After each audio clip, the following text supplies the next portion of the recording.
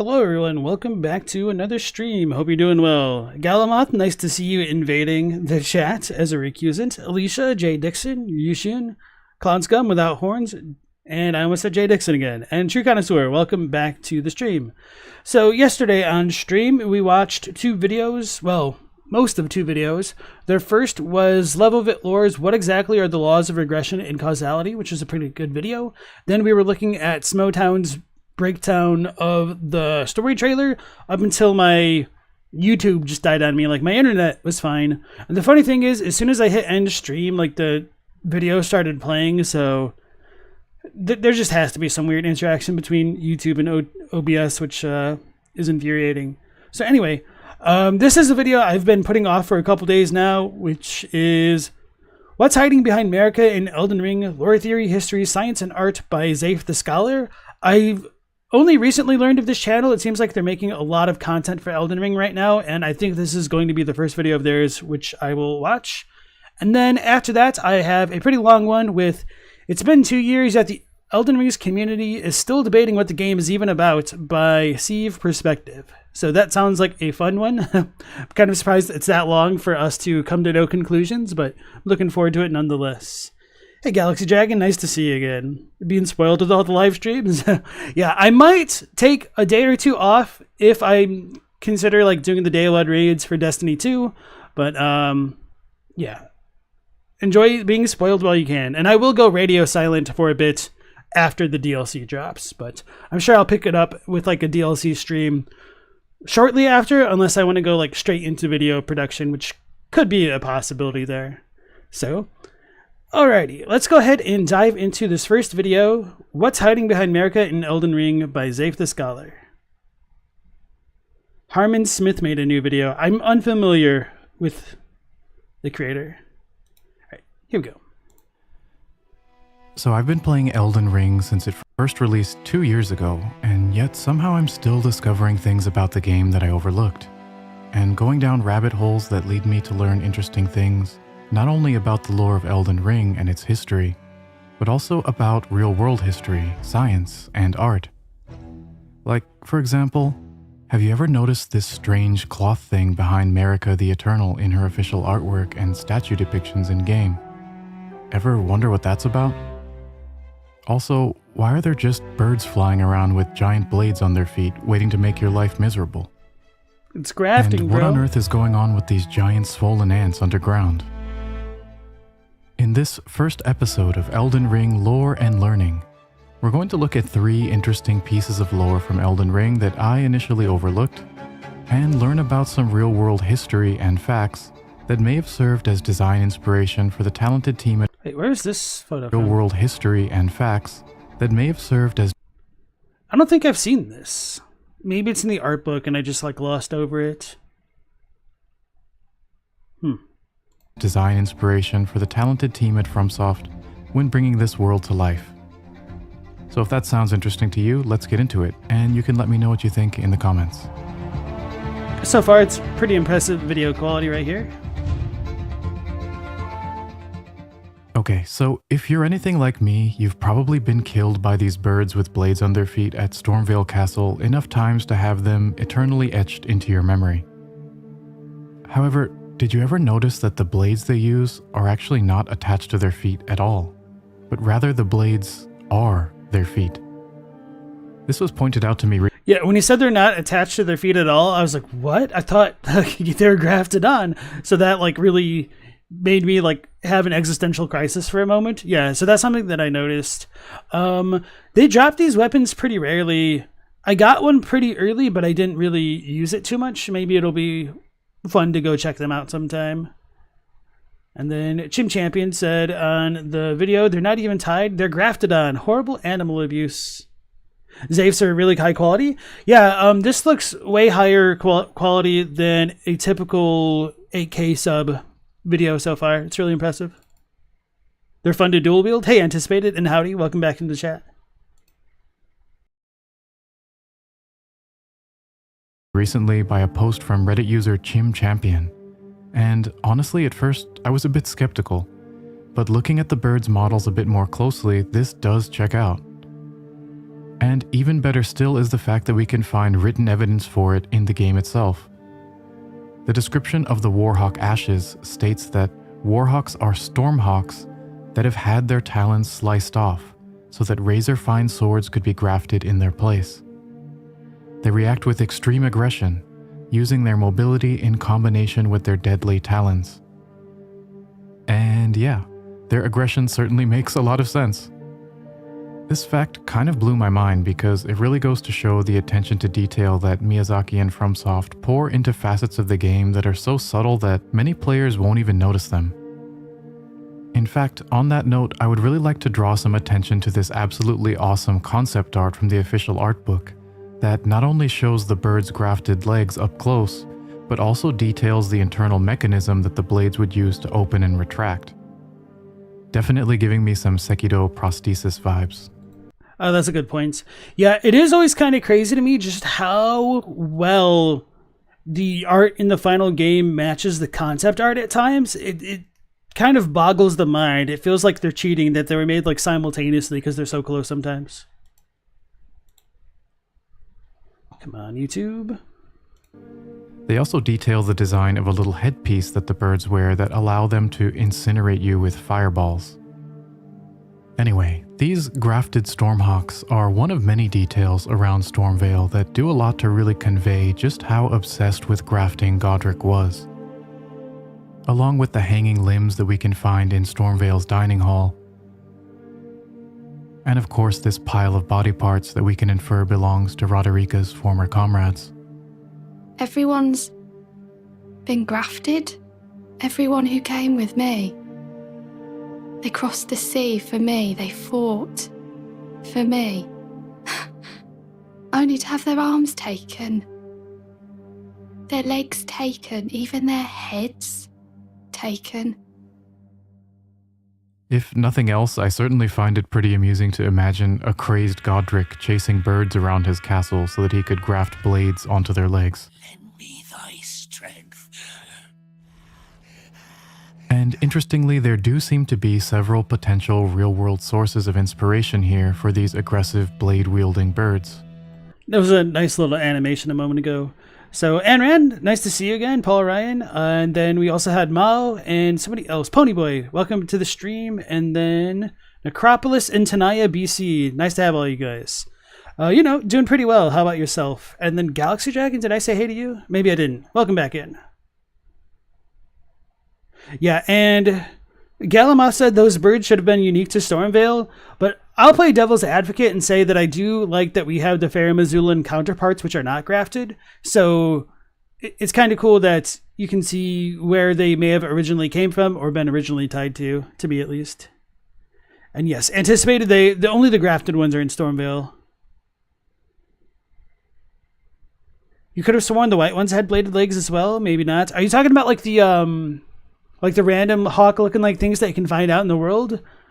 I honestly don't recall, but I'm pretty sure they drop like the foul feet, so I think they are not grafted. Yeah, no problem. I'm not so sure I'm keeping you guys sane as much as adding fuel to that fire, though. Hey, Scaleezy, nice to see you again. This is Howdy just realized how messed up grafting is. Welcome to the club. So I was just thinking about it a moment ago when he was showing off the dining hall. Because, I mean, I've obviously noticed the arms and limbs to some degree. But with the three fused together at times, I wonder if it's supposed to be symbolic of, like, a sigil at one point. Or it's just, like, whatever looks cool to the devs. I do tend to think that the rule of cool really is the rule of cool for FromSoft games. But that got me thinking about like the finger creepers and if there's any kind of relation to grafting to them, because they look funky. Like they look like they could split off into multiple organisms, but not as though they've necessarily been grafted themselves. So that's just kind of like one thing I thought of looking at all of those limbs cobbled together. Hey Corey, nice to see you again. Good luck with that, Pony. Yeah, I guess I need to finish that now that you mention it.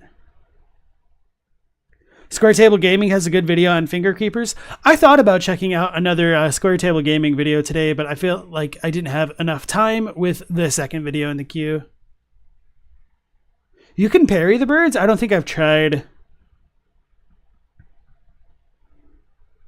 It trips Elden enthusiasts that the finger creepers could be a Rykard thing, but they're in the mountaintops. You know, we'll get more knowledge with that DLC, right, guys? The first parallel that sprang to my mind is the practice of chicken fighting, which usually goes by a different name, but I don't want to get demonetized. Although chicken fighting can still be found in the modern world, it's actually an ancient practice going back thousands of years. Most historians agree that it originated in Southeast Asia, but would eventually come to be practiced throughout the ancient world. If you're unfamiliar, the basic gist of chicken fighting is that weapons, usually spikes or blades, are attached to the feet of aggressive roosters, which are then placed in an arena to engage in a bloody battle to the death. According to Frederick Hawley of the Oklahoma Historical Society, chicken fighting was introduced to the ancient Greeks by the Persians. The Greeks would apparently use chicken fighting as a way to stimulate the warriors to brave and valorous deeds before battles, but the practice has also been associated with gambling since antiquity. Chicken fighting is of course inhumane and illegal in most places, but I think these birds in Elden Ring may also draw inspiration from a more respected art involving birds: falconry. Falconry is the traditional art of training and using falcons, hawks, or other large birds of prey for the purpose of hunting. Yeah, and that's been a huge staple in the East for hundreds, if not like thousands of years. I haven't watched the series Shogun, but I'm sure if anybody has, depending on like how far they get into the story, I'm pretty sure like falconry will show up there as well. I read the books way back when I was in the high school. Blue Scientist, nice to see you again. I was wondering like how funny it would be if somebody like hopped in right as we were getting to the part about chicken fighting. So glad that you could enlighten us to that experience there. So people still do that in Mao's country? You never knew they armed the chickens? That makes it so much worse. This is kind of going to be a little bit messed up, what I'm going to say, but hopefully you'll see the sense in it. It might not be that messed up in the grand scheme of things, because the alternative would be doing it with their claws, which could take longer, and yeah, it could just take longer and maybe perhaps be even more inhumane. But I don't know. Like, I'm not exactly trying to defend like chicken fighting or anything like that, but maybe there's a silver lining with it.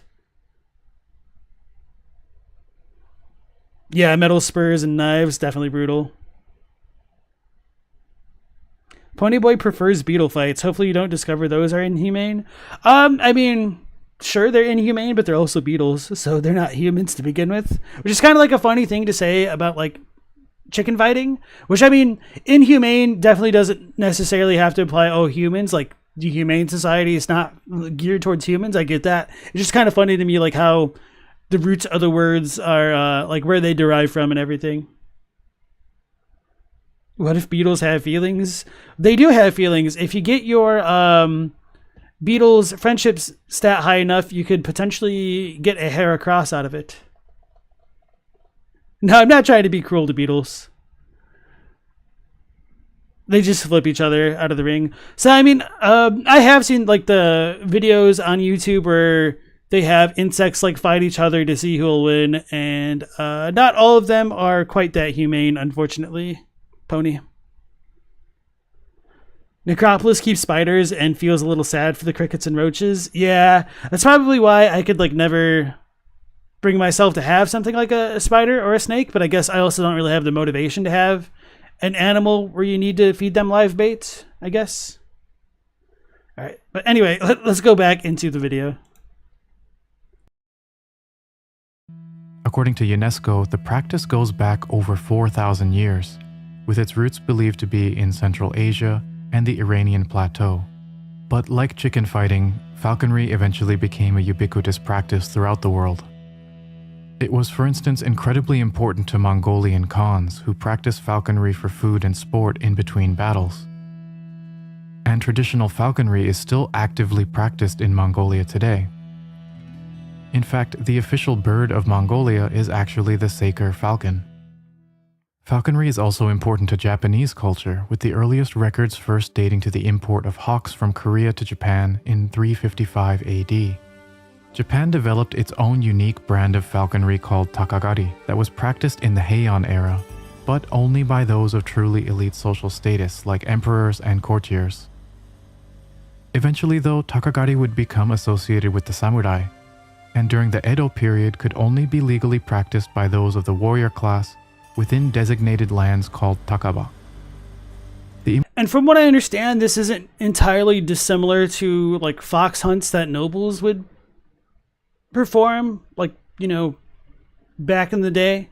So anyway, a little bit of trivia. Taka means like falcon or hawk, and gari would be like hunting, so it's like falcon hunting.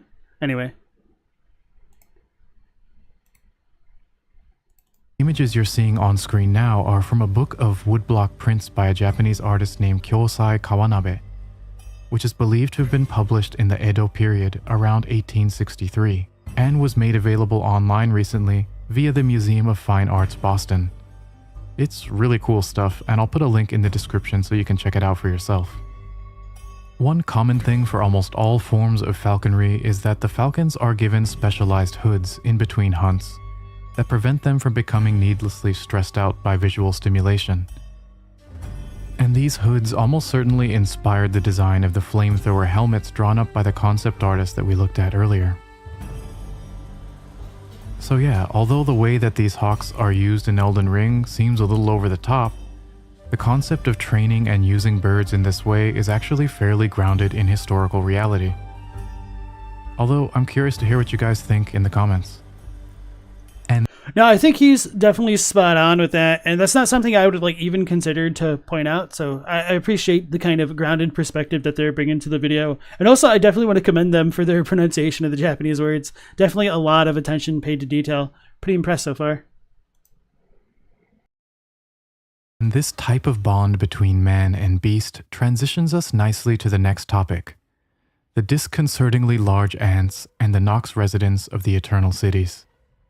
Honestly, I'm not looking forward. So I'm going to admit, I thought the questions that they were posing at the very beginning of the video were all rhetorical. So I'm kind of tickled that they were not rhetorical, and he's going into quite a bit of depth with them. So just to get a little bit ahead of the video, because it's kind of fun, I was like trying to look into the ant stuff when I proposed my super cursed theory that there might be a causal link between the ants and the origins of the silver tears and whatnot. So we don't really have a real world counterpart to these kind of ants.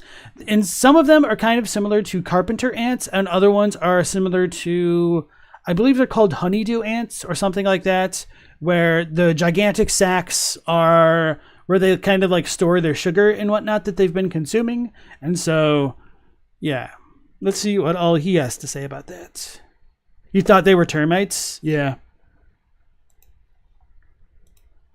Why do I have to go back out every to time editing this segment stream? because no enemy in Elden Ring grosses me out more than these ants, but here goes.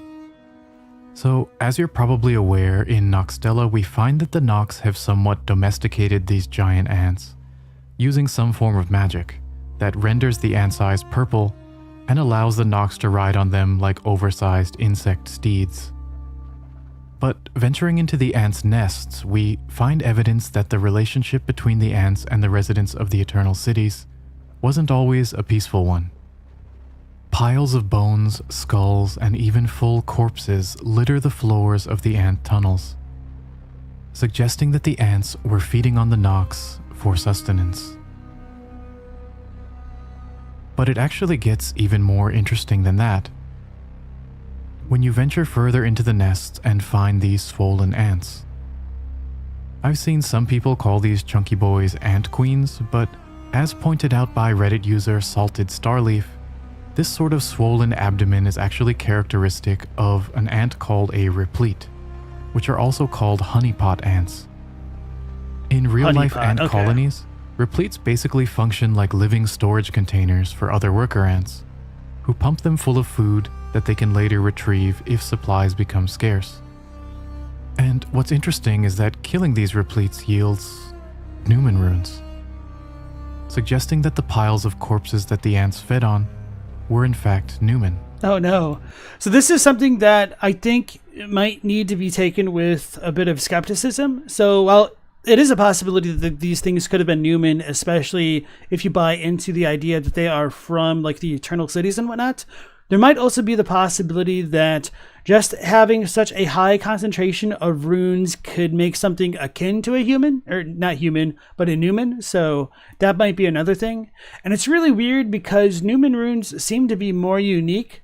So with all that I just kind of said to cast out on it, there might still be an overall grain of truth to the story here. And so Nemo says there's also the big flathead boys. So yeah, as Mallow says, it does seem like there are a mix of different kind of ants to kind of fit into this ant colony structure here. Hello, IR Shade or Urshade. Nice to have you in the stream.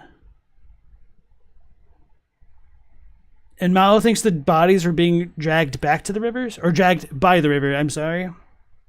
So I don't know if he's going to talk about this, but I've wondered whether or not the ants have an implicit connection to Scarlet Rot, because the corpses down here are reddened, but it doesn't seem to match up with like Scarlet Rot exactly. There's no like status effects or vegetation, which is entirely Scarlet Rot related around these bodies, but they have like the kind of Scarlet Rotty type mist coming out of them in different locations.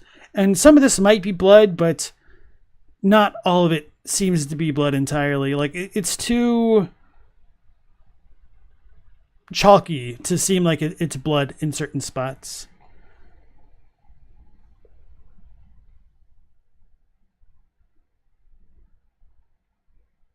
You think it's interesting that Dialos drops a Newman rune when he ends his quest? Interesting.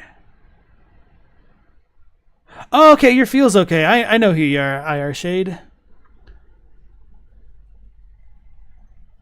Welcome to the stream. It's been a minute.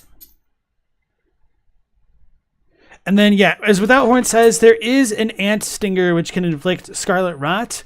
So I wonder if it's just like purely an ant thing, or like a some ant thing, or something else entirely. Ponyboy feels like you remember some connection with the ants and rot, but maybe you're just misremembering your interpretation of the stinger relic being related. So there's like two stingers. Like there's the ant spur rapier, which is kind of where you get the scarlet rot from that, and then the scorpion stinger, I believe, which is like the sealed outer god relic, allegedly. Yeah, Scalisi just says. All right, let's go back to the video.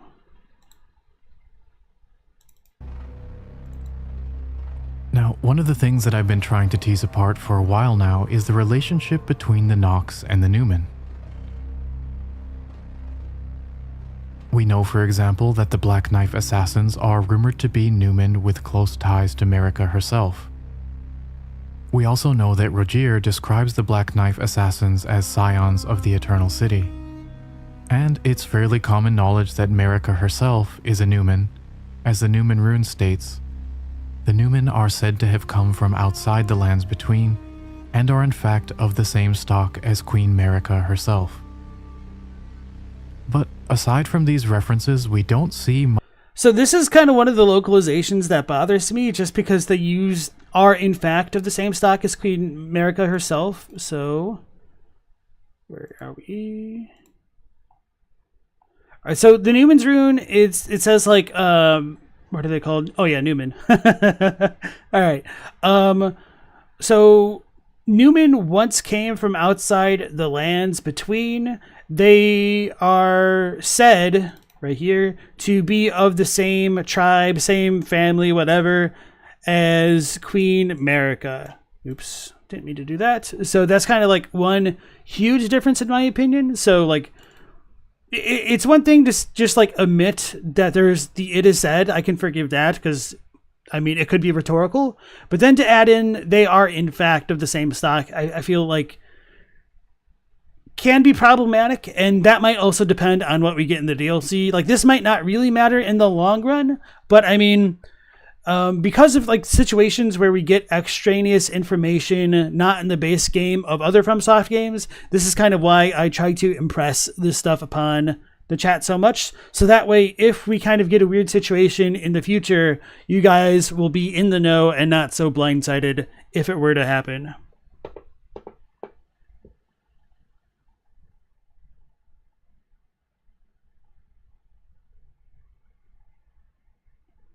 You like how they use the word stock? Corn says, it's interesting too that they say Newmen are rarely born and then Marika goes and has untold numbers of demigod children. Yeah, that is something that has tickled my fancy as well. Just like you get one pile of information in one hand and another pile in the other and see how they try to fit together, and it doesn't always work. Much explicit representation of the Newman in-game.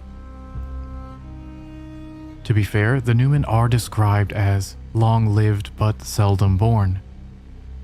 But I think the fact that these replete ants drop Newman runes really strengthens the idea that the Nox are the direct descendants of the Newman. Why else would these ants, who are clearly feeding on the Nox, be filled with Newman runes? At least, it's the only explanation. All right, I'll give you guys a cursed crackpot theory. Maybe the ants are Newman. Have you ever seen a Newman and a Nox in the same room together, except for all the ones that get ridden by the Nox? No, I'm kidding, but there might unironically be some more connections between them, but I tend to think there might have been like a silver tier connection at some point. Maybe the Nox could have been harvesting the sap from these things that would go on to create the Albinorics and silver tiers. Be filled with Newman runes. At least, it's the only explanation that seems to make sense to me. What do you guys think? In any case, one Newman... Alright, yeah, so that was like the kind of pink mist that I was talking about earlier. Alright, let's go forward. What do you guys think? So, like, there is no Scarlet Rot effect if you stand in it, which is really interesting. Hey, Black Man, welcome back to stream. You think the Ant Newman connection has an implication? Do go on.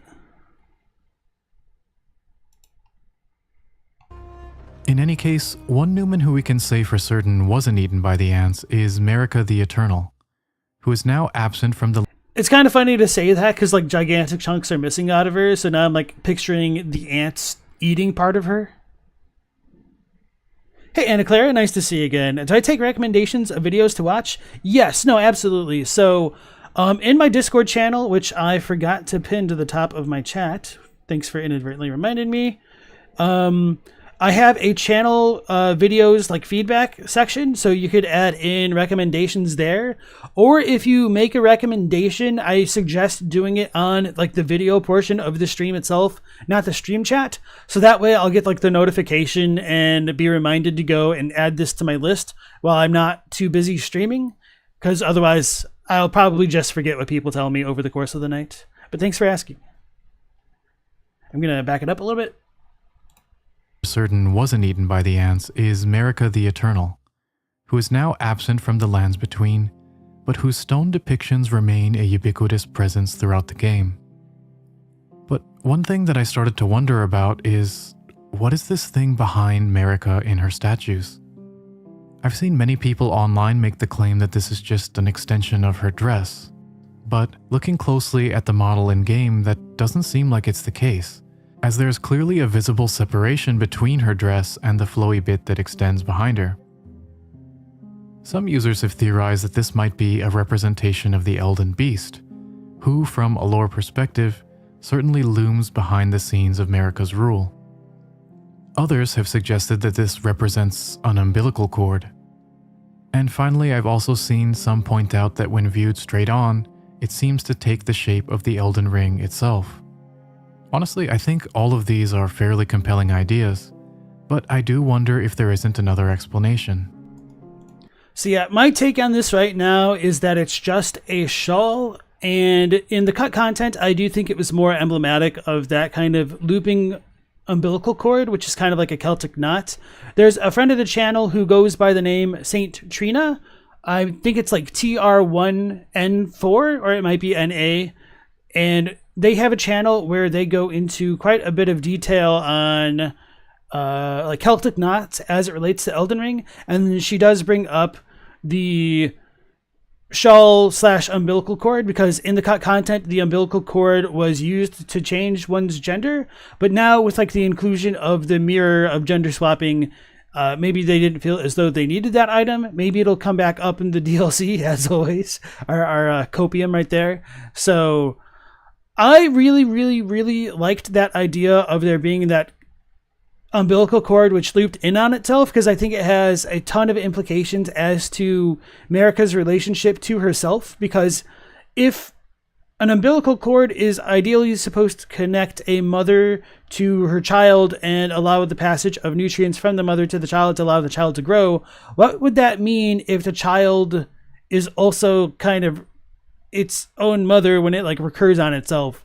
And so you kind of might have like this paracausal event which could go into the creation of Marika, or at least like the mythology behind her, maybe the goddess form of Marika perhaps. And even if not that, you might have had like goddess Marika who would then go on to birth children that were also Marika. Could be another potential read on it. So I am really disappointed we didn't get that stuff, because I think that really helps characterize some of the complications that come up with the self-cest between like Marika and or Radagon and or other potential beings.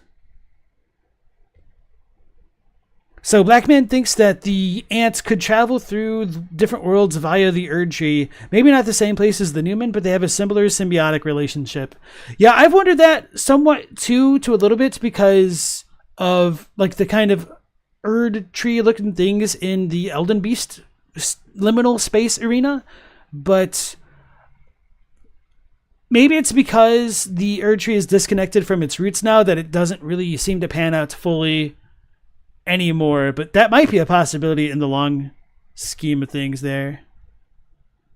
And then Anticipated asks, do the ants poop formic rock? That's a good question. That might be a possibility. Maybe it's like regurgitated, or maybe formic rock kind of exists as a byproduct of like ant saliva. I don't know what you call like ant secretions like that, or like some interactions by the ants perhaps. But I think you also get a ton of formic rock in not Volcano Manor, but Mount Gelmir. So there probably is just like normal formic rock, I suppose. Solidified ant venom. Interesting. Okay. All right, Florge Borge, thanks for the comment. Only had a few issues with how it was cut. I had a few issues with how it was cut as well, but I mean, I felt really limited by the constraints of the contest itself. So, yeah, it's kind of tough to make it work, but thanks nonetheless. And then Korn asks, could this be Marika's veil, as in secretly representing her power hiding in the Shadow Realm? It might play out that way in the DLC, but at least for what it's worth, as I was talking a lot about like the coiled nature of that umbilical cord, this portrayal of the shawl, or whatever you want to call it, is not coiled completely in on itself. Like, it's not recursive, at least. So we could take away that idea a bit, I suppose. Pigsy says, maybe we'll get the looping cord in the DLC to reference how a god is made. If you remember correctly, the looping cord has god skin coloration. I don't think I have a good image of that umbilical cord right now, but I might like Google it off on the other screen. Ponyboy thinks it's just her dress. There's a similar depiction of her that's a full render, and it's her dress there. You think it just looks weird as a statue. So yeah, I definitely think it's a cloth fabric type thing. I don't think it's actually her dress. I think it's supposed to be an additional garment, like a shawl. So, with that being said, I do think there's supposed to be a bit of a shared symbolism between that cut item and the final one. All right, let's go back to the video. For one thing, when we look at this concept art of Marika, we can see that there is some sort of cloth behind her here, and in this case we have the benefit of seeing it in color, which presents some interesting opportunities for comparison. Is it possible that this cloth could relate to the baldachin-like canopy found in Marika's bedchamber, which shares a similar color scheme? As many people have pointed out, this cloth-like canopy seems closely tied to the cloths we see draping the sky in the shadow of the Erdtree trailer. Or, as we speculated on in this video and the card, could this be a representation of a concealing veil, a giant version of the same veils used by the Black Knife assassins, and that was perhaps used by Marika to hide away the Land of Shadow itself? Really good work there on that animation. We can only speculate on the lore aspects for now. But what we can say with more certainty is that, as pointed out by user Icy Definition and several others on Reddit, this billowy cloth was probably inspired by a real-life art tradition from ancient Rome called in velificatio. According to Wikipedia, this framing of a deity with a billowing garment is meant to represent an epiphany, or the vault of heaven. If we look at this depiction of Aura, the Roman goddess of wind, and Marika side by side, there definitely is some visual similarity with how they are both framed by these cloth-like shapes behind them. And so while I definitely hope we learn more about what this thing might be in terms of the lore in the expansion, it's pretty cool to see what likely served as real-life inspiration for its design. And as I have hoped to highlight throughout this video, the team at FromSoft really deserve a lot of credit for putting in so much research and thought into the minute details of Elden Ring's visuals. From ant colonies with biologically accurate, physically diverse ants, to the sketching out of prosthetic mechanisms for their grafted warhawks, to the incorporation of real-life classical art motifs into their statues, a ton of care went into making the visuals of the Lands Between the rich setting that it is. And I find it really fascinating to dig into these diverse sources of inspiration and to learn about stuff I probably would never look into otherwise. And I hope it was interesting for you as well. This is my first time making this kind of video that goes beyond just the in-game lore and item descriptions, so I'm curious to know what you guys think. Do you want to see more of this type of content? Let me know in the comments either way. If you enjoyed this video, don't forget to like and subscribe, and maybe hit the bell so you don't miss the next one. And hey, I'd appreciate it if you maybe considered supporting my work on Patreon or by becoming a member. Thanks a ton for watching, and I'll see you in the next one. Alright, I think that was a pretty excellent video. Definitely going to like and subscribe, and I will also leave a comment on the channel as well. The Elden Dump Truck, oh god. Alright, so here is a link to Zafe the Scholar's video. I thought it was fantastically produced. Very impressive. So, excellent video. I do wish you went into a little more detail about the, quote, Vault of Heaven, because that sounds really interesting in relation to Marika. Okay. So yeah, that was good. Let me check out the chat. Ponyboy was talking about that Vault of Heaven stuff. Nice.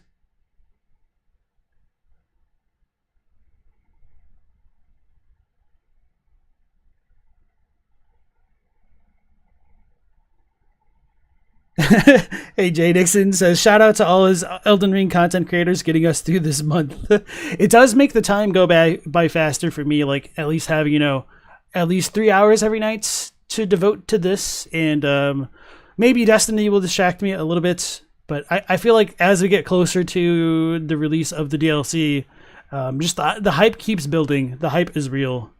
Okay.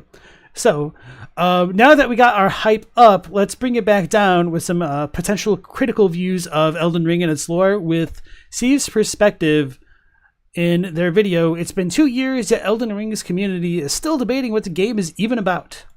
Sounds lovely. Like, this is hopefully just going to be hilarious. There is one gigantic mystery left in Elden Ring that has the community pretty much puzzled since the game came out. See, at the heart of Elden Ring's lore, there's Queen Marika, the Eternal. She's a godlike figure that stands in the center of Elden Ring's complicated family tree. It is her actions that set the plot in motion. Reaching her is one of the central objectives of the game. But she isn't the only person central to Elden Ring's lore. There's a second person. Radagon, Marika's red-haired husband, a fierce warrior. And this is where things become interesting. So I guess we need to do the spoiler warning earlier this time. This video is going to spoil 1980s Hugo Award-winning short story The Sand Kings, as well as the entirety of Elden Ring, start to finish, including the final boss fight. Don't worry, that is not the final boss fight in the background yet. Actually, that's the final boss fight in the background. That's why we do the spoiler warning early this time. Interesting. I've never heard of that short story, so curious to see how that's going to tie in. Warned. At the end of Elden Ring, we finally... Sorry, the little captions there which said pace break caught me off guard. We warned. Pace break. Don't say stage freeze, just do it. At the end of Elden Ring, we finally enter the Erdtree. We finally enter the gigantic tree that has been watching over us throughout our entire journey. We step through the blindingly bright light and enter the darkness behind it. And there she is, imprisoned on a rune arc and impaled. Queen Marika hovers in the air. But as we enter the room, the shackles break and she falls onto the ground. And then the big reveal happens. A reveal that has the community still puzzled. She picks up her hammer. She slowly stands up. But suddenly, her hair color begins to change. While she stands up, she's transforming. She transforms herself into Radagon. She's revealed to be her own husband. Radagon is Marika and Marika is Radagon. Even though they have children together, Radagon and Marika are actually the same. What is going on here? Why are the two the same and what does this mean? So over the past weeks I dug myself into this question. I studied Elden Ring's rich lore, read up on philosophical and theological concepts that I believe to be at the center of Elden Ring's world, and dug myself into George R. R. Martin's writings, all with a simple goal: to figure out why Marika and Radagon are one and the same person. And I'm happy to report that I think I know the answer, or at least I have a theory that I myself find satisfying and logical. A theory deeply rooted in Elden Ring's deep philosophical themes. To set expectations straight, I don't have an answer to the question how Marika and Radagon became one lore-wise. As far as I understand the lore, this is probably not answerable with the information we have as of now. However, I think I understand why Martin and Miyazaki chose Radagon to be Marika from a thematic and philosophical point of view. In this video, I feel like we should get our bingo cards ready with the alchemical rebus. But yeah, no, I definitely appreciate them kind of setting up their expectations here so far. So these are some pretty bold claims. It seems like this video is going to more focus pointedly on the Radika situation and not necessarily about our community squabbling, which is a little bit disappointing to me personally, since I am a community squabbler. But nonetheless, it's going to be fun to take a look at this video and see how much of it will be relevant in less than a month, chat. Less than 1 month. Video, we will dig up this very reason. We will once again journey through the lands between and below. We will visit Elden Ring's huge castles and deep dungeons. We will discuss complicated family trees, try to make sense of the game's many different endings, chat about the game's lore, and most importantly, dive deep into the theological, philosophical, and sociological ideas that are at the center of Elden Ring's biggest mystery. Alright, we got quite an adventure ahead of us, so let's get this thing going. My name is Steve, you're watching... Alright, so Florgeborge asks a very important question in that they want to love their Beastman's curved sword, but it just isn't dealing the desired DPS. Is there a lore explanation for why your build sucks? 56 vigor, 60 strength, 35 endurance, 25 dex. Have you tried leveling skill? Because once you level up your skill, it'll probably work a bit better for you. Got him. Steve Perspective, a place that hopes to give interesting perspective on great games. This is Elden Ring.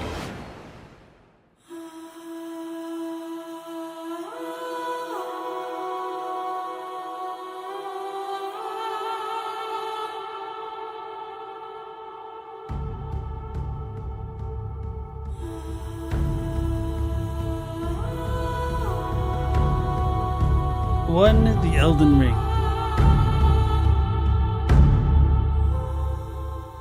The very first thing that we have to establish is what the Elden Ring even is. So yeah, that segment was a little bit louder than his voice, which it can be fine, but I would have liked it down like maybe 2 decibels there.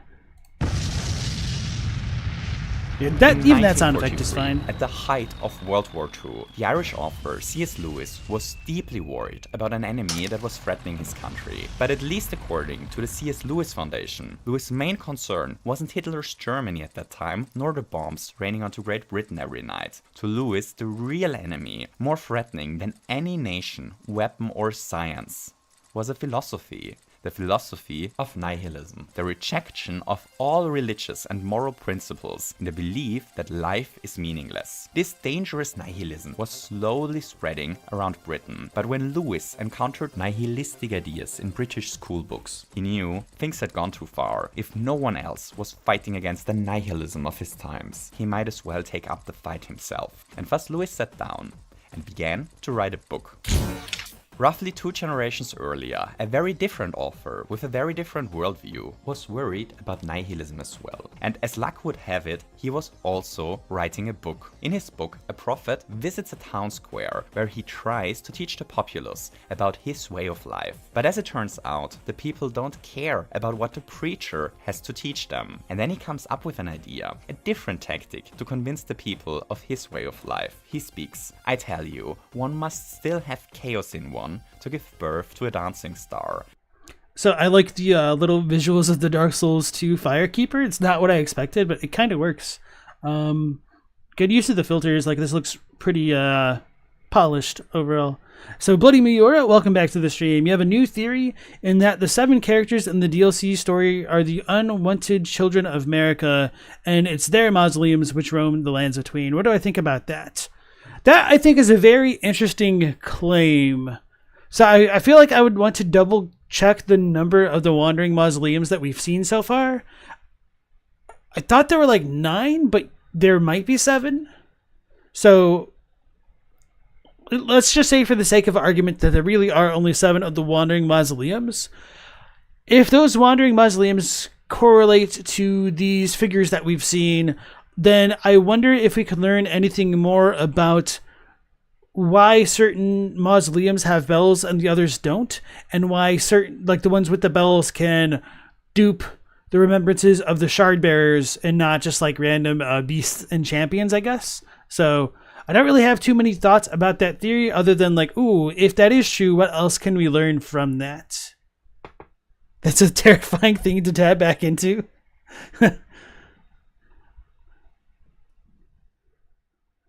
There are 7 of the mausoleums? Okay, cool. 7 on the surface and 1 to 2 underground. I'm pretty sure there's only 1 underground. Black Man asks, don't decapitated bodies have decapitated spirits? So there might be a functional difference between the soulless demigods and the spirit ash type cursed dudes, the mausoleum soldiers and knights. But nonetheless, I think that is an excellent point, and whoever has come up with that theory might want to try to think of an explanation how the 2 theories would still be, or like 2 pieces of information could still be compatible then. All right. Hey, Sarcastic, nice to see you again. According to Fexter, there's 7 mausoleums with 6 on the surface and 1 underground. Interesting. So, okay. Let's learn some more about Lewis and this other story. I tell you, you still have chaos in you. And then he confronts the people with a goal so disgusting and against the nature of man that he assumes it will revolt the people. He confronts the people with the idea of a culture which only seeks passive comfort and routine, avoiding everything that could potentially bring risk, pain, or disappointment. He calls this culture the last man. Those last men live for nothing and believe in nothing but their own pleasure, a nihilistic nightmare in the preacher's mind. But to his surprise, the populace loves this idea. Give us this last man, they call out. Make us into those last men. Which makes the preacher sad. This disillusioned preacher's name is Zarathustra. The book is called Was Spoke Zarathustra, and the author, of course, is a lovely chap called Friedrich Nietzsche. Taoist philosophy believes that there is a mysterious and deep principle that is the source and substance of the entire universe. This mysterious principle is often referred to as the Tao, and this Tao expresses itself in two diametrically opposing forces, yin and yang. Yin is reactive, passive and receptive, while Yang is active, repelling and expansive. The basic idea is that this dichotomy is seen in all things in some form. We see it in seasonal cycles, in the evolution of the landscape over days, weeks and eons, in Mario and Wario, and even in the grand arc of sociopolitical history in Order and Chaos. We're back in England. Lewis just finished his book, The Abolition of Man, a pamphlet against nihilism. The core question that is at the heart of this little book is if there is a universally correct way to live. Like, are there values, morals or ideologies out there that are objectively good? True, natural moral values that God wants us to live by? Or are our values and ideologies just reflections of our own preferences? Lewis takes the position that a natural law exists, values that are truly good and truly bad. But not only do those natural principles exist, people that do not believe in them are in danger of becoming nihilists. To prevent this, people had to be taught the objectively correct moral values. In his view, that was one goal of education: to train children to like and to dislike the right things. There's just one problem. How do we know what is the truly appropriate response? How do we discover the objectively correct behavior? How do we discover the principles the universe wants us to live by? And that's kind of always the biggest challenge of having an objectivist world point, in that if, in my estimation, if you want to ascribe to objectivism, then the so-called truths of objectivist perspectives would need to be self-evident, so that way people would know what would be good and just and bad or evil. But anyway, it's going a little bit, I mean, it's on topic, but it strays a little bit from the lore, and it's kind of messy when you have people with vastly different ideas on the subject kind of congregate in one space and try to discuss it civilly, because it can very quickly turn less than civil by all means there. So then, I thought somebody said something that I wanted to touch on, but I'm missing it. Hey DMO, nice to see you again. And Hilko, welcome in. Ponyboy asks, the Tao is spiral energy? I mean, kind of yes, but no. The thing is, like, if you look at the memory of grace, it is all cyclical, or it is all a cycle, it says. So it's the difference between like push and pull. You can't really have one without the other. It's like a little bit of a perspective thing, and they kind of feed into each other.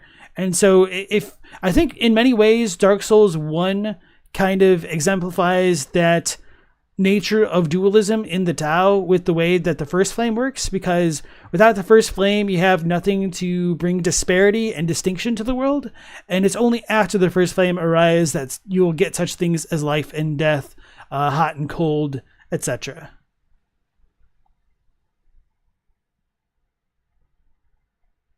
And Eldon said, natural law in Christianity describes how men are ordered to their proper ends and their flourishing or happiness. So I know Korn said that they were a doctor of, was it philosophy, or did he say theosophy? I don't remember. So if Korn wants to say anything in the chat, I'd be interested to hear what they have to say. Theology. Okay, thank you. I did remember.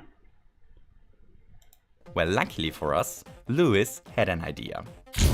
5 years after writing Thus Spoke Zarathustra, Nietzsche wrote another book. And this book, much like The Abolition of Man, was thinking about the origins of morality, a book fittingly named The Genealogy of Morality. But this little book came to a very different conclusion than The Abolition of Man. Nietzsche argued that the Judean-Christian morals originated thousands of years ago as a shielding mechanism of the self against the terrible living realities of the enslaved people. The terror people lived under caused them to envision certain behaviors to be evil, in the sense that there is a cosmic power at work that will punish the evil and reward the good in the afterlife. In this moral system, the suffering of the oppressed people suddenly had a meaning. Their suffering would be rewarded in the afterlife, which made their suffering bearable. Yet at some point, the morals of those enslaved people actually took over the entire society. The values of the suffering people won, and according to Nietzsche, they are still at the core of the values we as society hold dear today. Because of this,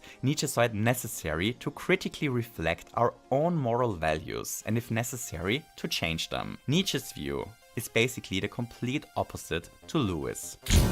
In his search for objectively true morality, Lewis made an extraordinary discovery. As it turns out, there exist certain ideas of how human people ought to behave that almost all cultures share, even though those cultures developed them at different times under varying circumstances and far apart from each other. Most civilizations, for example, condemn cruelty to other members of society. Most civilizations demand honesty and condemn lying, and so on. While Lewis understood that there is nothing that can logically prove what the will of God truly is, he nevertheless came to the conclusion that those rules that different civilizations came up independently are examples for true natural law, moral principles that are objectively true.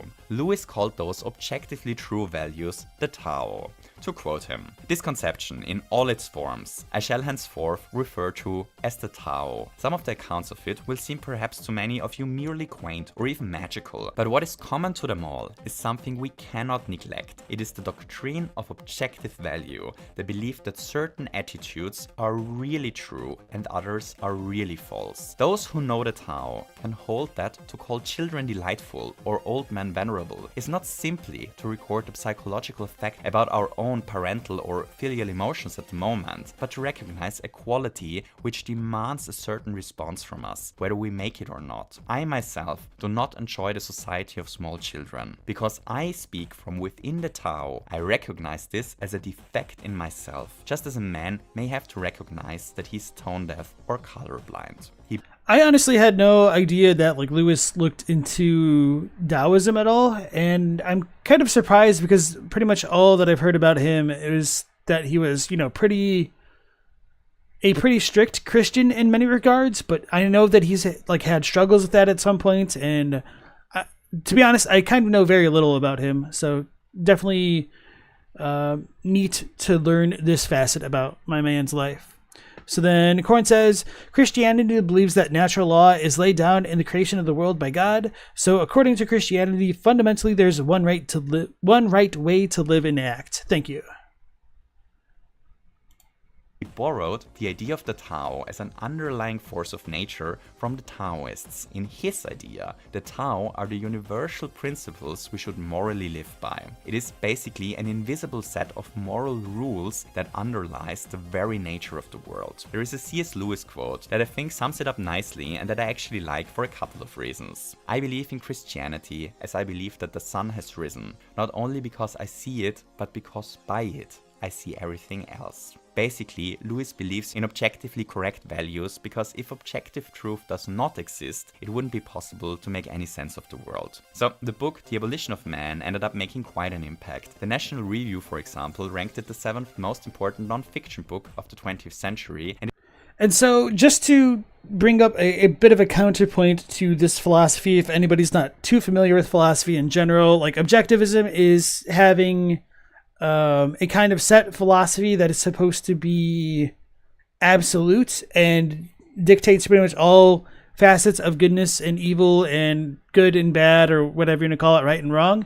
Whereas there is many other types of counter views. So another one would be that of subjectivism, where there might not be an objectively true or good thing that a person might do in response to a given situation, and instead morality and good and bad, right and wrong would thus be up to the interpretation of the subjective viewpoint. So the difference between how crime is punished in one country versus another due to differing cultural norms and values and stuff like that.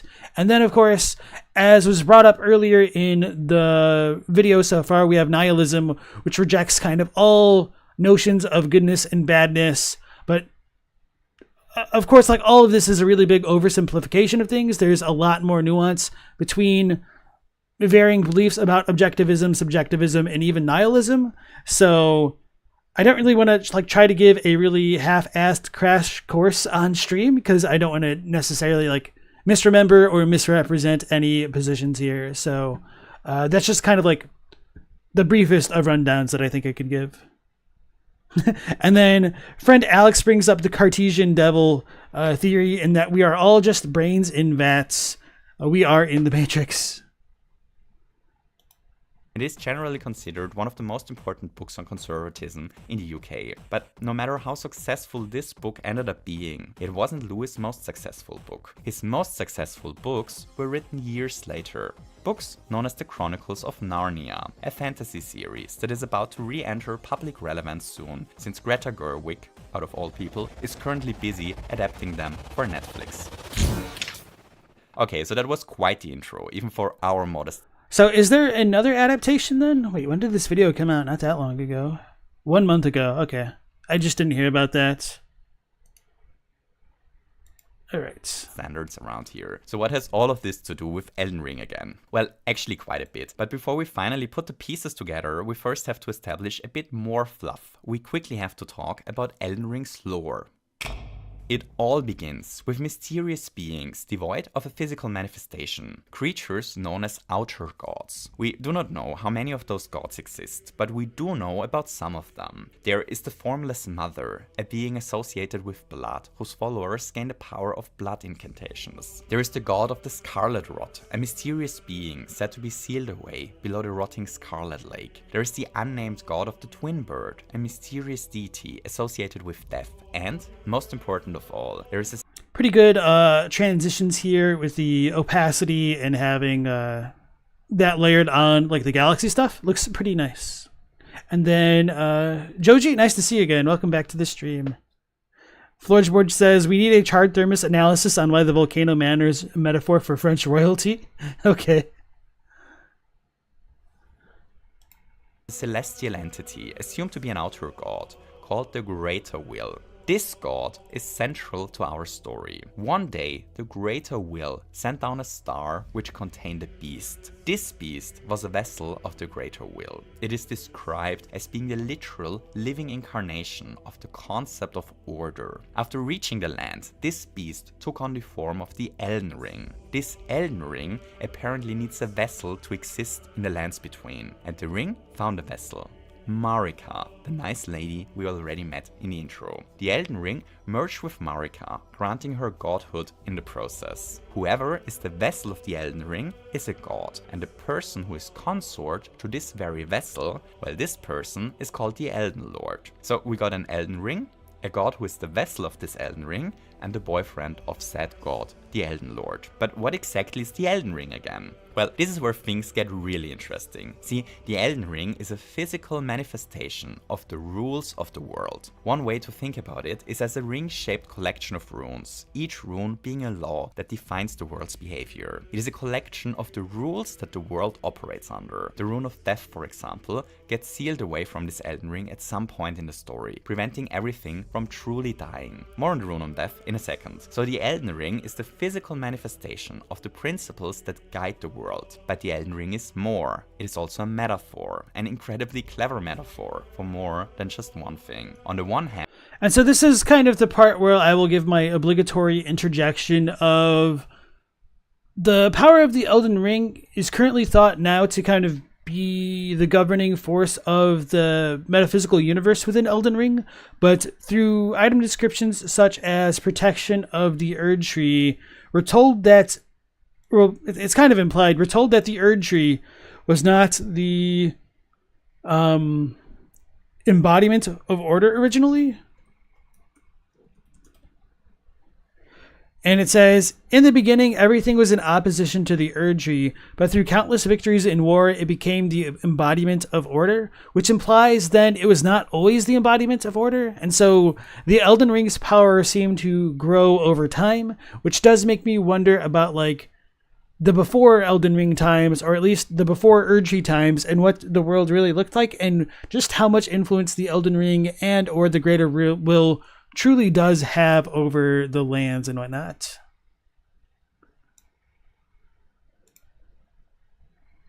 Hey, Morlor, nice to see you again. She did call him a dog, though.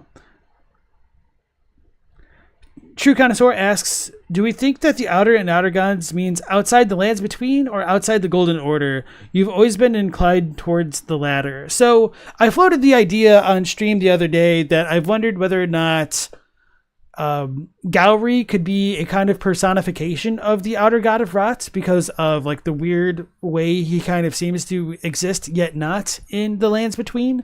So I don't really know. Like, in some ways, I bring up this example quite a lot, I guess. I might view Outer Gods as being somewhat analogous to the Eldrazi of Magic the Gathering. So they're kind of extra planar beings who manifest themselves into different realms and need to kind of be dealt with. Otherwise, they will, like, destroy and consume everything. But even if you kind of beat that avatar of an Eldrazi, you're not actually like hitting the whole thing. So a parallel example that I like to give in relation to that concept would be like, if you're a fish underwater and a man walks up to the pond you're in and sticks their fingers in the water, you might see 4 individual fingers and interpret them as like 4 individual beings. And so if you bite one finger, maybe that finger will retract out of the water, maybe the hand will go away, but you're not really dealing significant damage to the real entity behind those fingers. So the Outer Gods might be somewhat analogous to that because Marika kind of confines the Fell God into one fire giant, the most trifling of them all, perhaps because if she fully killed that fire giant, maybe the Fell God would go on to find a new vessel. And I think a similar situation might have happened with like the Outer God of Rot. Like perhaps its avatar was killed and then it was like allowed to linger in the lands between and then find a new avatar champion for itself, perhaps in the form of Melania. That is definitely an idea that I've had. So whether or not they're literally in the lands or literally outside the lands between or outside of the Golden Order, I think for now is up to individual interpretation, but you know, the DLC will fix it, guys. I should probably stop saying that even in jest so much. And Nemo says, you assume the ring existed before the tree. Yes, that is kind of the implication with like the Fair Missoula depiction. Drycola says, Gowry to them is similar to Shabriri. Yeah, that's a strong possibility too. And Two Hit says, Outer Gods are just lesser emanations of the greater will. That might also be a possibility, but it's kind of curious that we don't have other forms of fingers beyond the 3 fingers then.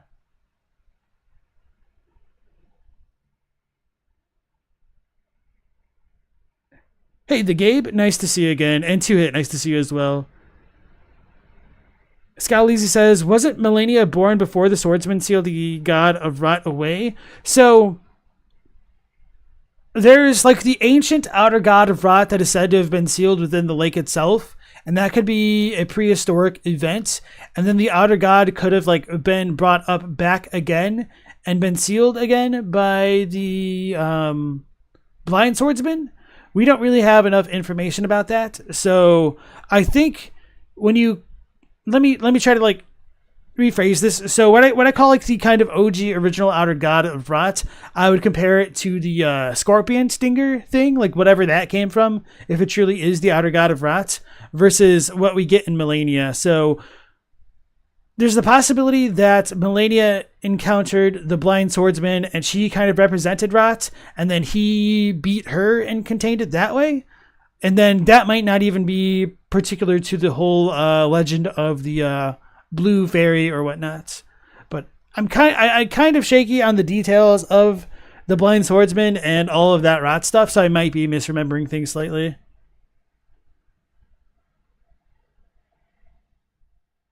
And then Miura says, you think the Crucible is the land? After gaining intelligence, they began to bury the dead. The dead gave birth to the Great Tree, thus making it a symbol. That's when the Golden Order steps in again.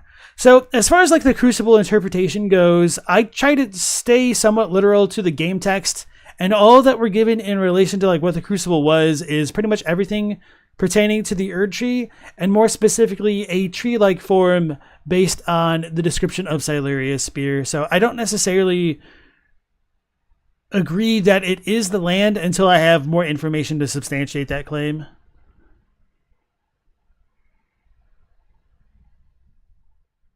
Alright, I'm going to go back to the video now.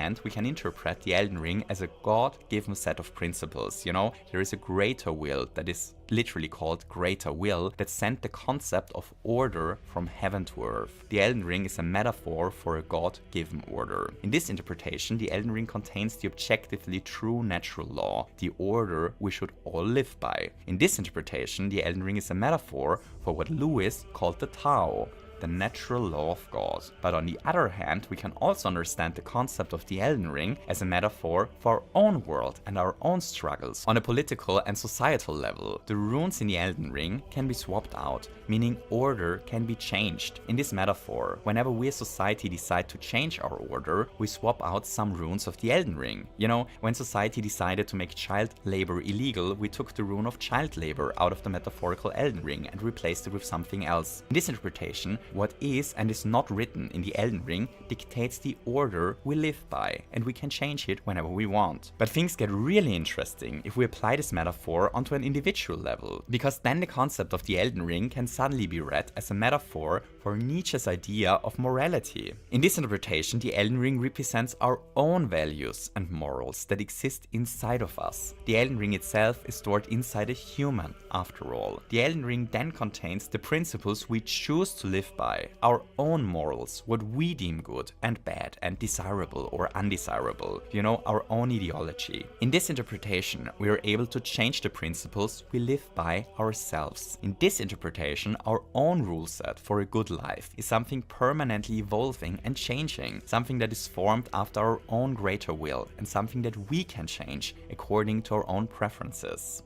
Alright, so the Elden Ring can be... So just to like go back to that one example of like the rune of child labor, I would disagree with that and say that child labor is kind of like an implicitly accepted thing until you have something that would change the order to put child labor outside of that order. So I guess like if you wanted to say like the law of causality and regression are rune types, then you might be able to have a law of defined labor hours, which would negate child labor as a possibility of existing naturally within the order. So that's just kind of like a small nitpick, but I don't know, the framing of that was just a little bit odd to me.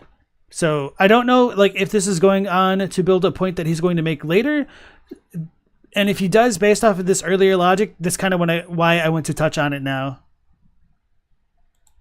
Read as a metaphor for a God-given set of principles, or as the principles we ourselves come up with and choose to live by. It is a metaphor for the two philosophically rivaling ideas of morality. The conflict of those two differing worldviews lies at the center of the game's themes. Hooray! That was the first thing that we need to establish to make sense of Elden Ring's world. But there is a second thing that we have to take a look at before we finally dive into the game. We have to establish the complex family structure of Elden Ring's divine family. And we have to have a chat about some fun demigod drama.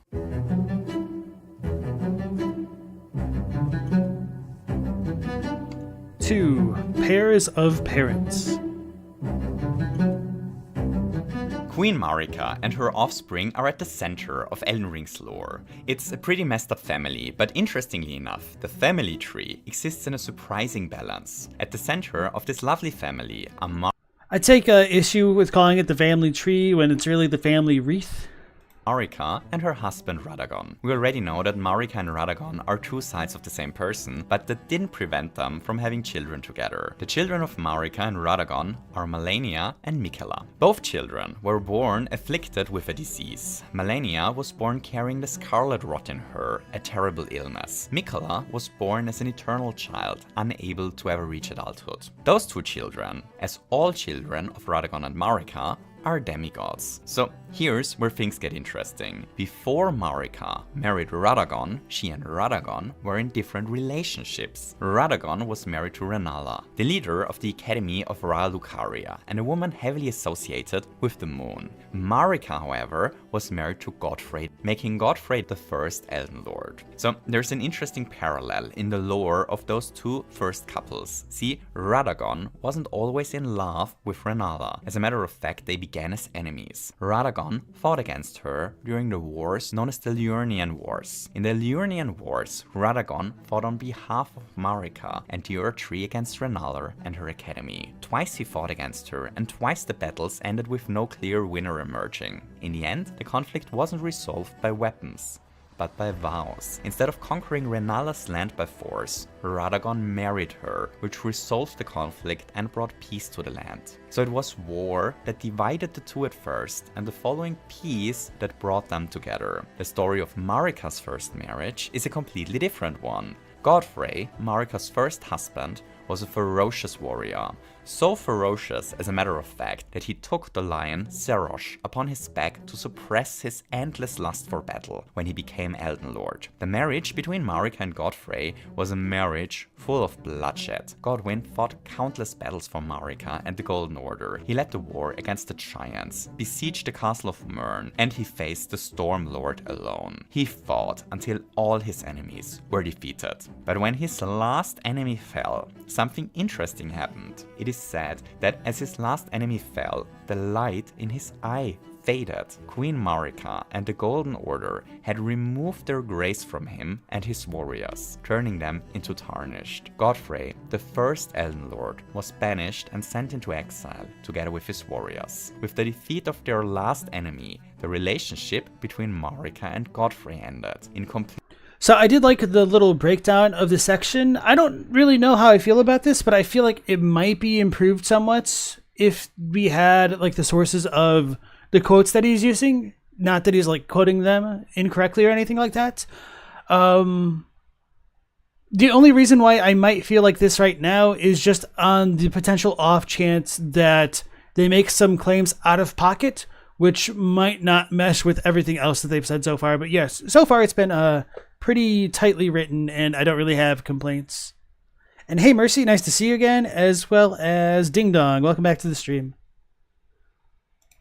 Complete opposition to Radagon's first marriage. It was war that held Marika's marriage together and peace that ended it. Okay, so do you notice something here? Exactly. The names of the four people involved in this love rectangle begin with G, R, R, and M, which is a George R. R. Martin Easter egg. But did you notice something else? Well, there's a bit of a theme going on here of forces that balance each other out, isn't there? There is Queen Marika, leader of the Golden Order, married to a ferocious wild warrior, combining a force of order with a force of chaos. There is the wild red-haired warrior, Radagon, marrying the queen of an academy, once again a union of a warrior with an orderly institution. The marriage between Radagon and Marika once again fits the theme of chaos and order, being attracted to each other while also repelling itself. It is a duality similar to the duality of yin and yang, and just like yin and yang, the two forces are one part of one bigger whole. So Marika and Radagon each had 3 children with their first partner. The children of... I don't know if that's the fairest comparison to make to Taoism, because Marika and Radagon might represent 2 parts of a bigger whole, or they could just be one half that's trying to act as 2 parts and are not actually whole, which I think is a big part of the characterization of Radagon and his relationship with Renala there.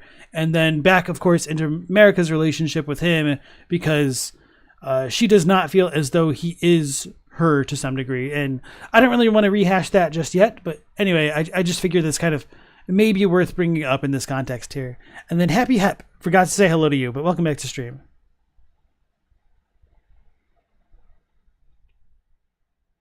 Alright. Marika and Godfrey are Godwyn the Golden and the Omen twins Margaret and Morg. The children of Radagon's first marriage are General Radahn, Rickard, the Lord of Blasphemy, and Ranni the Witch. Ranni is really important. To understand why Ranni is so central to the game's story, we first have to talk about another important player. The Fingers. There are mysterious entities in the game called the Two Fingers. These 2 fingers are Well, two fingers actually. The two fingers are envoys of the greater will, and they are quite mysterious entities that can only be understood by specialized finger readers. So was anybody else in the stream thinking of something like a little finger? When you first heard about the two fingers, you thought it would be like a person or something like that, but no, it just actually turned out to be two fingers, because that definitely happened to me. I got played. One of the finger's responsibilities is to find potential candidates that could follow Queen Marika as a successor of the Elden Ring and the Golden Order. Those candidates are called Empyreans in the game, and each one of those Empyreans has their own two fingers, which brings us back to Ranni, because Ranni is an Empyrean. She's a potential heir to the Elden Ring. Here's the thing, however, Ranni doesn't want to become a vessel for the Elden Ring. In her own words, "But I would not acquiesce to the two fingers. I would not be controlled by that thing."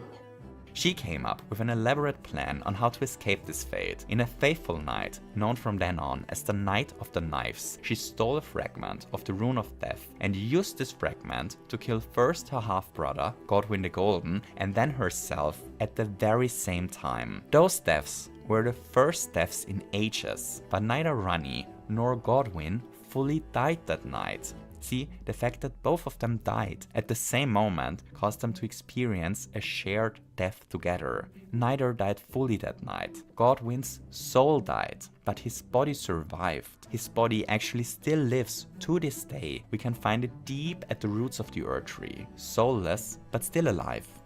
So, of course, there is just that one point of ambiguity that we don't entirely know Ranni's motivations for conducting the Night of Black Knives specifically, whether or not she set out to kill Godwyn implicitly, or whether or not she was about to kill herself, and if Godwyn was trying to, like, stop that and got kind of caught as a bit of collateral damage in the crossfire there. But nonetheless, I don't really think this is too of an egregious assumption by any means. It's just like the simplest way to present that information, so I don't really hold that against Zafe here. And so D and Dehydrate, welcome back. You thought it was like a god like master hand, but ended up being somewhat right with the two fingers. Nice. The master hand. And I said you're lost in the video by this point. So it seems like Zafe is just trying to set up what the Elden Ring is and how it does to try and give context and understand the relationship between Marika and Radagon and the ring, perhaps. Ranni, on the other hand, only slew her own body, but her soul lived on. The fingers hoped for her body to one day become the vessel of the Elden Ring, but by destroying her body, she destroyed the very thing that could have been a vessel for the Elden Ring. Her soul found refuge in a doll, which is how she wanders the world nowadays. Killing her body literally set her soul free. It is what allowed her to escape her fate and to regain agency over her own destiny. Okay, so we're almost done studying this lovely family constellation. There is just one more person that we quickly have to chat about. Melina. Melina accompanies us through much of Elden Ring's story and is quite a mysterious little girl. At one point she tells us that her mother is inside the Erdtree, which means she's another daughter of Marika. However, we don't know with certainty who her father is. To make matters even more confusing, there are several things that link her to Ranni. She only sees with one eye and her other eye is scarred, like Ranni's doll body, but Ranni is scarred on the other eye. During one of the endings, Melina opens her scarred eye and it is revealed that she has the same, very distinct eye color that Ranni has. And Ranni and Melina... So this kind of like goes back into the issue of whether or not somebody thinks the doll part of Ranni is Ranni or the spirit. I tend to believe that this spirit is the thing animating the doll, and thus I would say like both Melina and Ranni have the same eye that is closed, but I definitely understand why other people might feel differently about that. Other eye. During one of the endings, Melina opens her scarred eye and it is revealed that she has the same, very distinct eye color that Ranni has. And Ranni and Melina are both linked to Torrent, the spectral steed on which we ride throughout the game. There are certainly a lot of intentional things going on that connect the two girls, but to the best of my knowledge, we can't tell what is going on with certainty yet. Alright, so Ranni steals the Rune of Death and murders Godwyn. This sets the events in motion that ultimately lead to the setting of the game. After the death of her son, Marika, the central god of the Golden Order, decided to smash the Elden Ring. She took her hammer and shattered it into pieces. She literally broke the order of the world. Radagon desperately tried to reforge the Elden Ring, the very Elden Ring that his alter ego just destroyed, but to no avail. Order was destroyed. Following the shattering of the Elden Ring, a literal shattering followed. The entire world sank into war and chaos. The different demigods, Marika's own children, fought over who would become the next Elden Lord. Most of the demigods were in the possession of splinters of the Elden Ring, runes of it that were scattered over the land when the ring was destroyed. But no one had control over the entire Elden Ring. And so I was just thinking about how much worse a Radahn fight could have been if he was throwing his damn swords around like a freaking lightsaber. If y'all know what I'm talking about. Like if my guy controls gravity and we just see him use the force to throw these swords back into his hand, it could have been a lot worse than just him throwing rocks at us in the grand scheme of things there. Blackman says, it's hard to tell which Ronnie is real, let alone why it is real. True story. Yeah, like the bell-bearing hunters, just with purple instead of red. Darth Radahn. Oh no. Hey, Arc Crusader. when the ring was destroyed, but no one had control over Soul the Calibur, entire Cervantes, Elden Ring, yes. And so they fought, but no one emerged victorious. Ultimately, the Golden Light abandoned them and turned to the Tarnished, which were banished a long time ago. And this is the exact moment that the actual game finally gets going. So let's take a look at the events of the game for a change of pace. 3. The Lands Between. We play as a Tarnished who returns to the Lands Between. We arrive at the Church of Anticipation, get immediately murdered by a crafted Skion and are thrown into the ocean. We reawaken next to Torrent and Melina in a tutorial area. Once we completed the optional tutorial, we step out into the light, and with this, the game begins. So there is no way to recap the entire game like we usually do, since there's just way too much game in Elden Ring. There are dungeons and catacombs, and a second underground map, and mines and bosses and secret areas within secret areas, and side quests that lead to secret areas, and even more underground areas, and mountains and cities, and underground cities, and the underground below cities, and forests and lakes and castles, and so on. At this point, I feel like the entire game is underground. There is just so much content in Elden Ring, it is almost absurd. So we will just quickly go over some highlights. So our job is to hunt down the different demigods and to reclaim the shards of the Elden Ring that they possess. Once we collected 2 shards, we can enter Lendel, the city at the foot of the Erdtree. The first shard we pick up in this playthrough is in the possession of Godric the Grafted, who lives a cozy life in Stormvale Castle. Stormvale Castle is incredible. I really don't know how else to put this. The atmosphere of this place, together with From Software's insane level design, it's almost out of this world. Yeah, I think for me at the very least, Stormvale is probably the best level that they've designed, at least for the Western medieval motif. I do think I prefer like Central Yharnam the most, but I mean Stormvale is just phenomenal. Like to me, this is like Castle Boletaria wished it could be.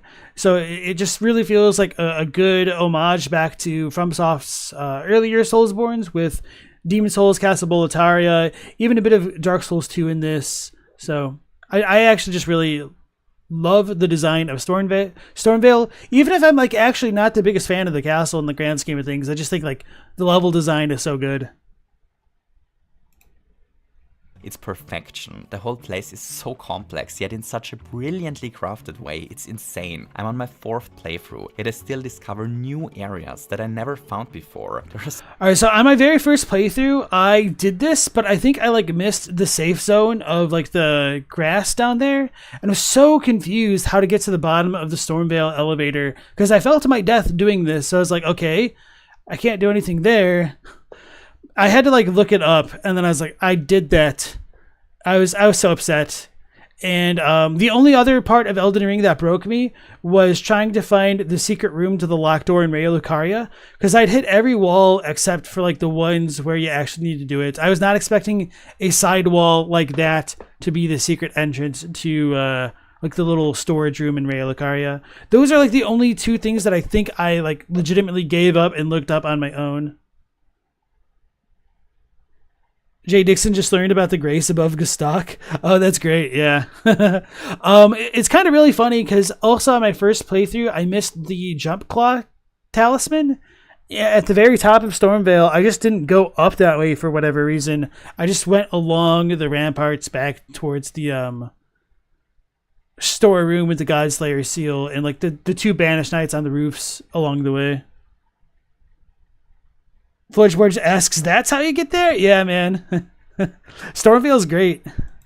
So many secrets, everything is so interconnected, it's just insanity. The legacy dungeons are in general the highlights of the game to me. Leyndell, the game's capital and its sewers, the rotting Erdtree, the volcano manor, all of those places are just, well, in my opinion, they're some of the very best virtual spaces ever crafted. Period. They're great. So we grab our first rune by murdering Godric. The second one is in the possession of Renala, the former leader of the Academy of Ra Lucaria and Ranni's mother. Interestingly, we do not murder her here, because after defeating her, she hands the shard over willingly. With this shard in our possession, we can now make our way to the Altus Plateau, by either climbing a cliff upwards through a small dungeon or by finding 2 pieces of an amulet that allows us to activate an elevator. On the Altus Plateau, we reach the capital, Leyndell.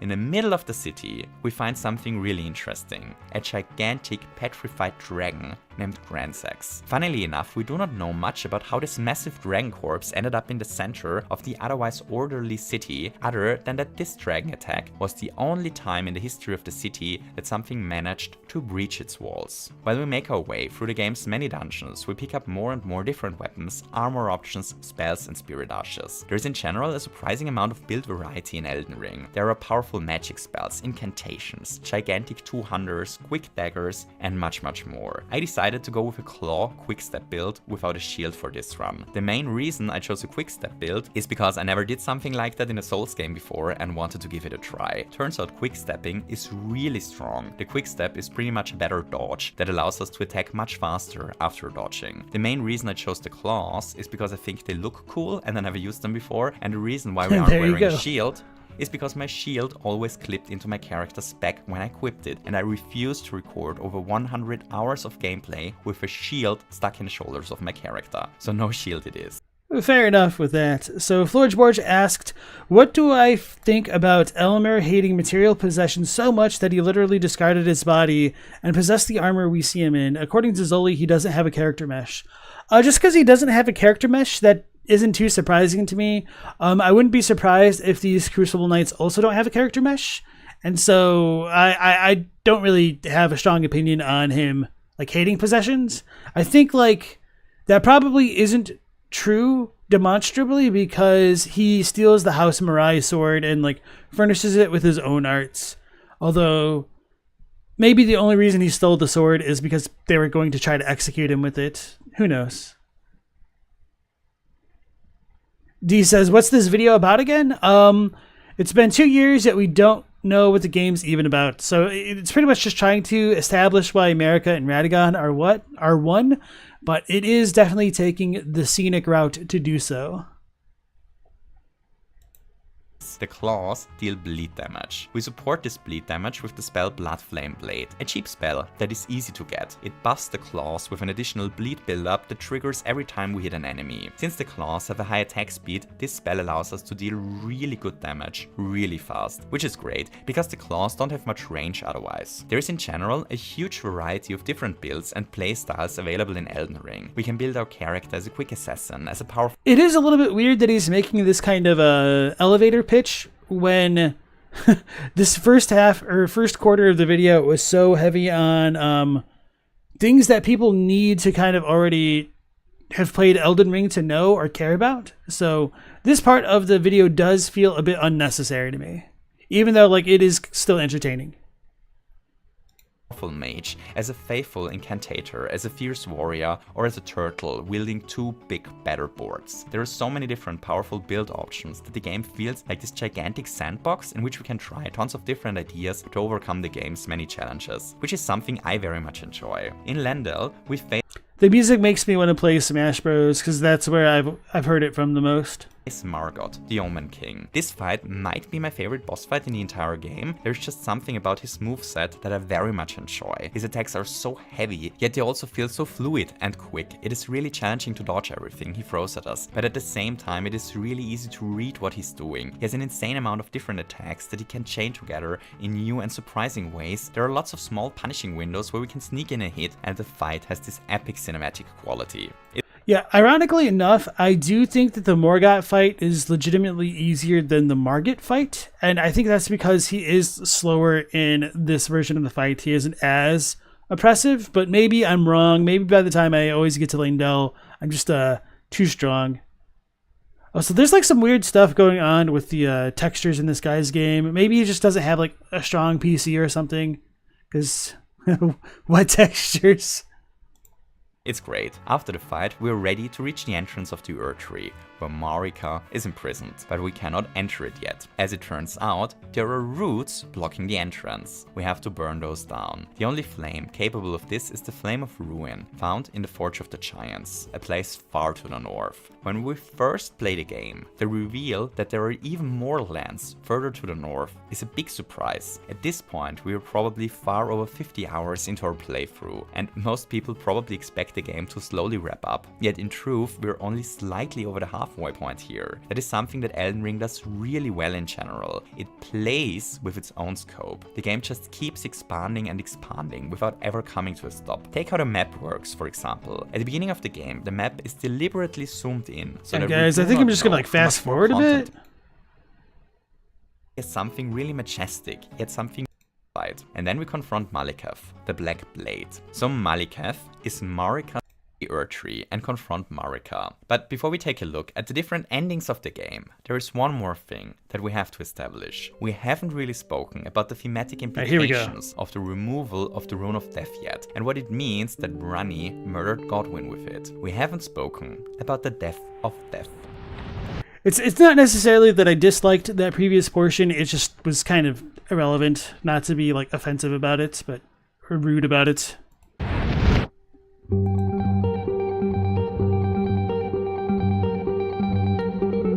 For the Death of Death. 1980s Hugo Award-winning sci-fi novelette The Sand Kings is not only one of my favorite novelettes ever written, but also surprisingly relevant to Elden Ring. The story revolves around a wealthy playboy named Simon Cress, who loves to collect dangerous and exotic animals. Our story begins when he buys 4 colonies of mysterious creatures from a business called Warnshade. Those 4 colonies are 4 colonies of Sand Kings. That business sounds kinda shady, doesn't it? Alright, I apologize. Each colony consists of a single large female maw and numerous insect-like mobile workers. The mobile workers hunt, forage, build and most importantly feed the mobile maw that on the other hand controls the workers via telepathy. The workers erect castles of sand around their hungry maw, and strangely enough, if one holographs a picture of themselves into the tank in which the Sand Kings are held, then the Sand Kings carve this face into the walls of those castles. The Sand Kings always grow to a size fit for their environment, and most importantly, the colonies wage brutal wars against each other. And this sounds awesome. This sounds like some OG Twilight Zone type stuff. Man, I don't know like how you guys feel, but to me, like shows like Twilight Zone are just like really comfy night TV shows, where just kind of easy to fall asleep to for me, I guess. I don't know.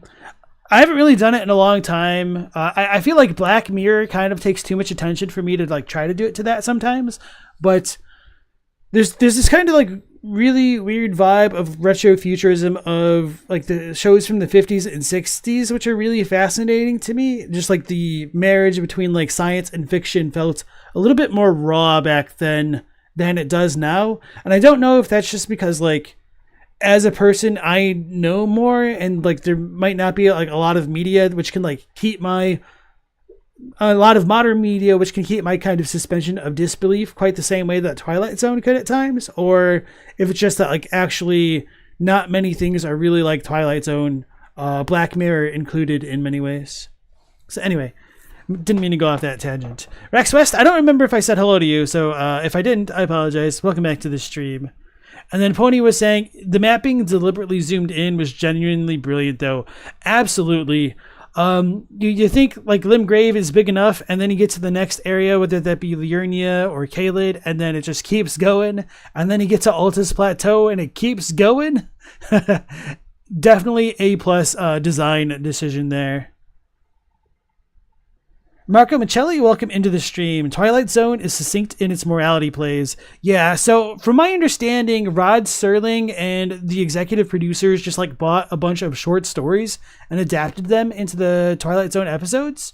So that might be like why it works so well, because they're all originally like very self-contained. Diemo saw a sci-fi show just like the Sand King? Interesting. D says, you think sci-fi was pretty different during when space travel was actually a new and exciting thing. So I don't know how apt this comparison is, but I have been watching that new Fallout series that just came out, and I've quite enjoyed myself a lot more than I expected, because as a rule of thumb, I just kind of have hated a lot of video game adaptations of media because they are subpar quality and their fans like hype them up so much that they just kind of like gloss over how a lot of the stuff is not very good in general.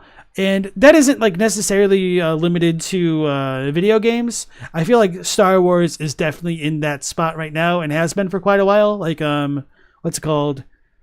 The Mandalorian, I haven't watched like the most recent season, but I kind of don't care to after the first two. It's okay. It's a spaghetti western. It's not what I expected. It's serviceable, but it's like very kind of generic despite being set in the Star Wars world, which is okay, I guess. But I don't know. I guess I wanted something a bit more profound from that series.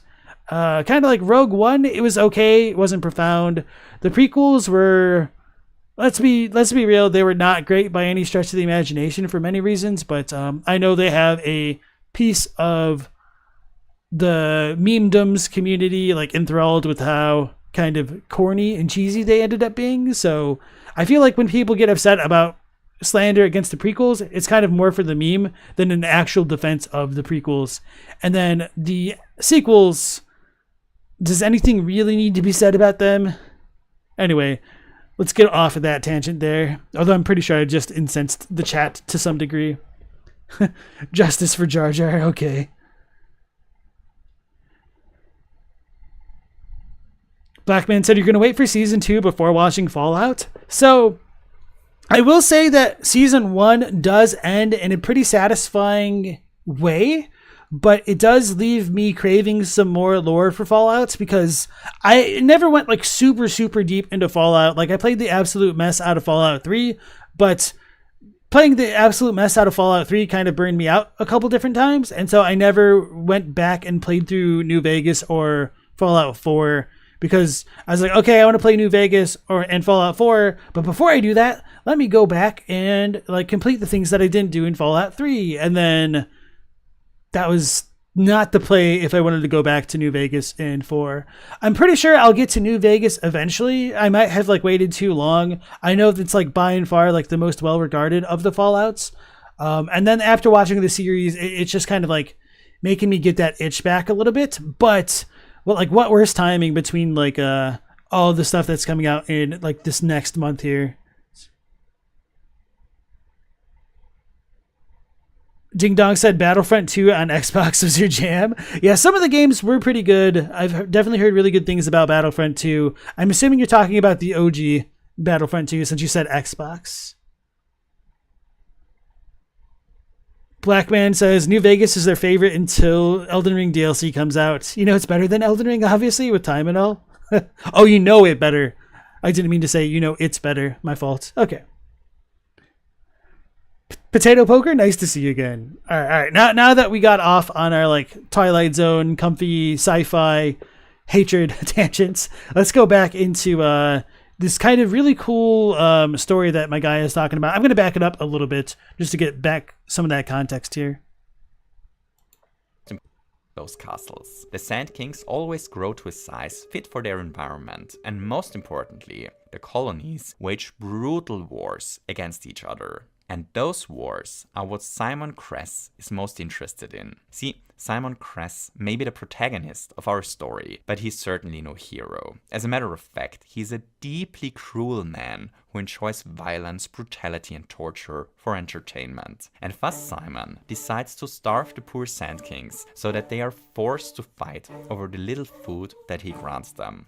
And as it turns out, those fights over food scraps turn out to be highly entertaining. So entertaining that Simon throws parties around them. Increasingly violent parties where he and his friends watch the Sand Kings fight, bet on the outcome and even throw other dangerous alien creatures into the tank to challenge the Sand Kings. But as Simon's mistreatment of the insect-like creatures continues, he notices something. The face of him that the Sand Kings carved into the walls of their castle changes. It becomes twisted and more sinister. And That's kind of interesting. That's kind of almost like an inversion of the portrait, or is it the painting of Dorian Gray? And one day, it happens. Following an argument with his ex-girlfriend, the tank suddenly breaks and the Sand Kings escape. In panic, Simon runs from his house. A big mistake in hindsight, because when he finally returned, it was already too late. The Sand Kings built new castles for their maws inside the house. Two colonies. Oh, and they grow to whatever environment they're in. I can see how this can affect things. Built a new home in the garden. One colony took over Simon's basement and one disappeared entirely. The Sand Kings entrapped Simon in his own house. Simon now becomes a prisoner of the very creature he imprisoned before. In a desperate attempt to escape the situation, he once again invites his friends to a party. But this time, he feeds his friends to the colony in the basement. The next morning, the Sand Kings are comatose. Baffled, Simon walks among them. He finally decides to do something which he probably should have done much sooner. He finally contacts Woe, the seller from which he bought the creatures. Woe explains to Simon what a terrible mistake he had made. As the Sand Kings grow, the maw becomes more and more intelligent. So intelligent, as a matter of fact, that it reaches sentience. At this point, the maw evolves the workers into their final form. And this form is always something different, depending on what the maw sees fit. Since Simon mistreated the poor creatures, the maw is now unstable and dangerous. Woe recommends Simon to flee the house before it is too late. And Simon runs. This is like some real Gremlins type stuff. You'd almost think like having these disclaimers before you just sell it to random Joes on the street might be in the shopkeeper's own interest. But to be fair, there doesn't sound like they're operating the most businesses that are on the up and up of things. So nonetheless, like I can only imagine having gigantic ant-like things that grow like sentience being on the prowl is not the best thing for repeat business and or one's general livelihood. So it's kind of like a funny premise of like how that all goes wrong. Comparing Fallout to Elden Ring is kind of apples and oranges. Kind of. I think like as far as the settings go, I was comparing Fallout to Twilight Zone initially in my mind, but I don't actually think I said all my thoughts out loud about that. Outer Limits Season 1, Episode 2, The Sand Kings. It's this story? Interesting. Someone get the Better Business Bureau? Yeah. This must be the same guy that sells monkey paws? It sounds like it, doesn't it? Flees the house and into the desert around it. Confused, he stumbles around in it for hours until he finally stumbles into a house in the desert. Children are playing in front of it. Simon believes to have finally found salvation. He calls out to the children, hoping that they might help him. When he realized his mistake, it was already too late. The children were the final evolution of the Sand Kings that had gone missing before. As the children drag the screaming Simon to the waiting maw, he makes one final terrifying discovery. All of the children have his own face.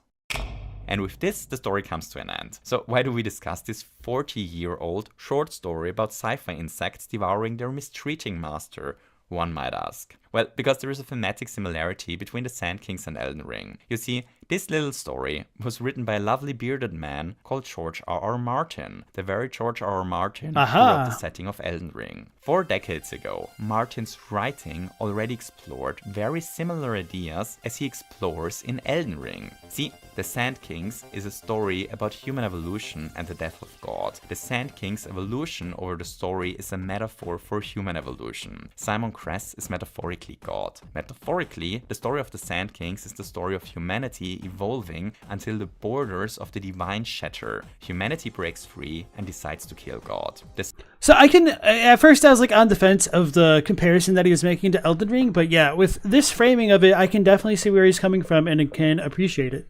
Story ends with the different Sand Kings evolving into their final forms, but we only ever learn about the fate of a single colony. Those Sand Kings evolved into children with Simon's very face. They evolved into the very image of the cruel god they knew from before. But instead of living in terror of this cruel god, every single one of them now metaphorically wears God's face, meaning that every single Sand King became its own cruel god over itself. The story is an unsettling metaphor for human evolution following Nietzsche's idea of death of God. And Elden Ring is very much a metaphor about human evolution, following Nietzsche's death of God as well. Okay, so Nietzsche and the death of God. Super quick, since we just discussed this in the Outer Wilds video. So when Nietzsche declared God for dead, he wasn't writing about a literal God, he was making an observation. The Age of Enlightenment brought an end to the Church's absolute control over people's values and ethics. Hundreds of years ago, the Church teachings were the only acceptable belief system to have for the entirety of society. Hundreds of years ago, everyone in society either believed in the teachings of the Church or was smart enough not to voice an opinion. But as we as society...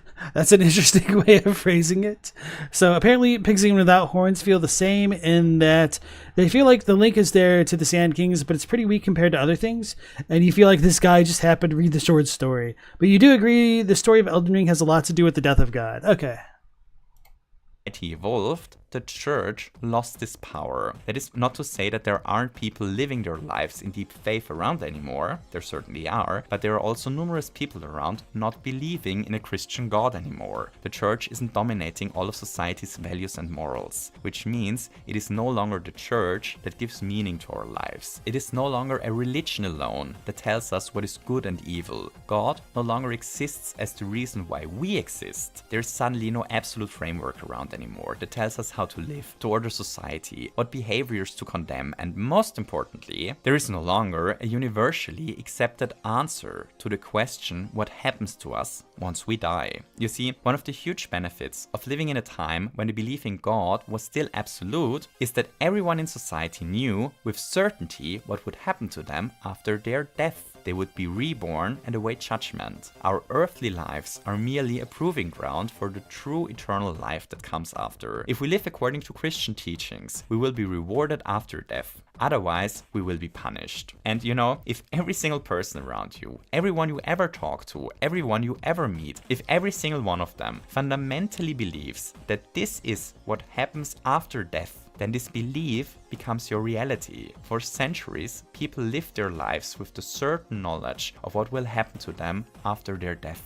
They would be reborn. They lived in a belief system in which their souls were immortal. Their bodies would die and stay on this earth, but their souls would live on forever in the kingdom of God. But then the Age of Enlightenment came around and crashed the party. The Church lost the absolute control over people's morals and beliefs, or as Nietzsche put it, God died. And suddenly, not everyone in society believed in those ideas anymore. But if not everyone in society believes in those ideas, the world becomes a lot more complicated to navigate, even to those still faithful. There are now ideas that run counter to the idea of a Christian afterlife. And unlike hundreds of years ago, it is no longer possible just to hit people that hold those differing ideas with a whip until they finally shut up. So navigating the world became a lot more complicated. And most importantly, the question of what happens to us after we die is once again there, unanswered. It is a central question of our existence, and most people today don't have a clear answer. Me neither. I also don't know what happens after death. I'm sorry to disappoint you. Without a concept of God, we just can't answer what happens to us after death. We may believe that nothing follows, but you know, even nothing is something we can't really conceptualize. Paradoxically, the death of God...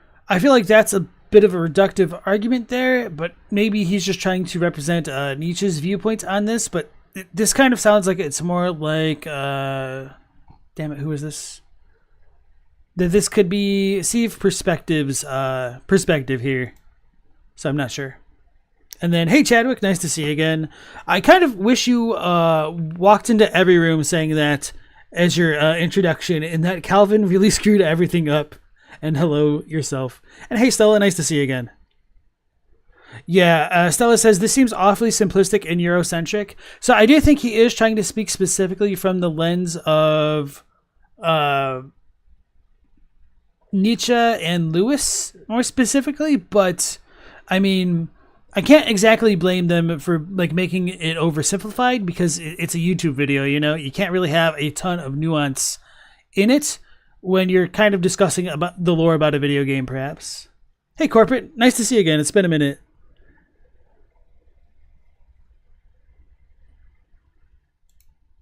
God unleashed death onto humanity once again. Okay, so this angle, the angle of a society that is without spiritual orientation and plagued with the uncertainty of the meaning of their own lives and deaths, is one angle with which we can look at our own current society and one way to try to make sense of our times. You know, there is no single core ideology around that explains all the struggles of all the people anymore. This ideology shattered long ago, and now we live in a fractured world full of diverse and differing ideas and ideologies. And the big question is where humanity goes from here, which brings us back to Elden Ring, because Elden Ring raises this very question, and it is a question that George R. R. Martin already showed interest in the past. The story of the Sand Kings already explored parts of this question. The Sand Kings evolve until they shatter the boundaries separating them from the divine and ultimately murder God. But the story doesn't give an answer where to go from there, it just explores how we got here. Elden Ring, however, explores different paths forward as well. Let's go over Elden Ring's setting once again with all of this in mind, and let's see what we find.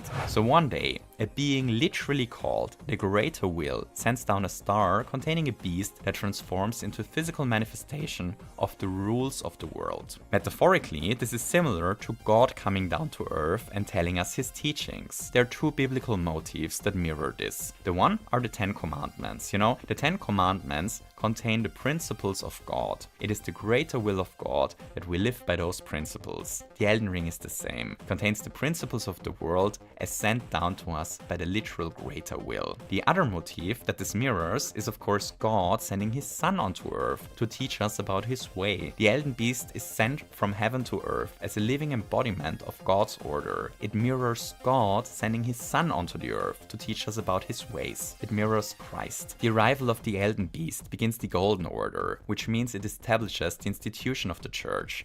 So about this comparison specifically, I wonder how the Elden Beast maps up into the Trinity system and how Marika fits into that as well. Could the Elden Beast be like the Holy Spirit, or is that the Greater Will, or is the Elden Beast like the Father? I feel like the Greater Will should be the Father, and obviously like Marika should potentially be the Jesus parallel, but then like where does that leave Radagon? So not that I like entirely disagree with this idea, I'm just kind of curious what in Steve Perspective's mind this maps onto a bit more directly.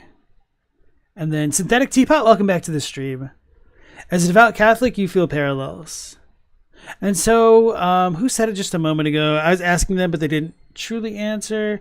Oh, yeah. So Black Man was saying, through Eastern Orthodoxy, the Sand King story has a good Elden Ring connection. I'm curious why you specify Eastern Orthodoxy specifically. Is that because you are of the Eastern, or at least were of the Eastern Orthodox Church? Or is it something specific about that branch of Christianity as opposed to like Catholicism, Protestantism, or others? Eamon, nice to see you again. Could the Jesus parallel be what hasn't happened yet with Mikola? Maybe? I don't know. And then Anna said, it'd be interesting angle if we consider Mikola becoming a god and his parallels to Bran Stark. Interesting.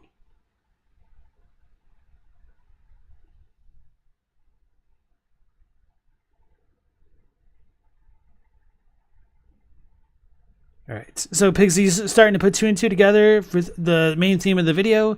God is dying, the order is ending, what is to be done? Yeah, so I think he might pivot here into like Ronnie's situation with like, if God is dying, then we must become our own gods, perhaps, but he might not go there. Or maybe even like the tarnished stuff. So I do have some thoughts about that, but I do want to see where he's going before I like start making some ideas here.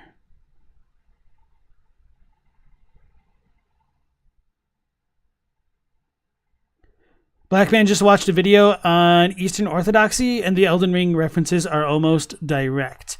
Would you care to elaborate? Because I know a tiny bit about the Eastern Orthodox Church, but like I said, it's a tiny bit, and I like might be misremembering. I'm pretty confident they don't do communion, and they don't believe in the concept of original sin. I might be misremembering the communion thing, though.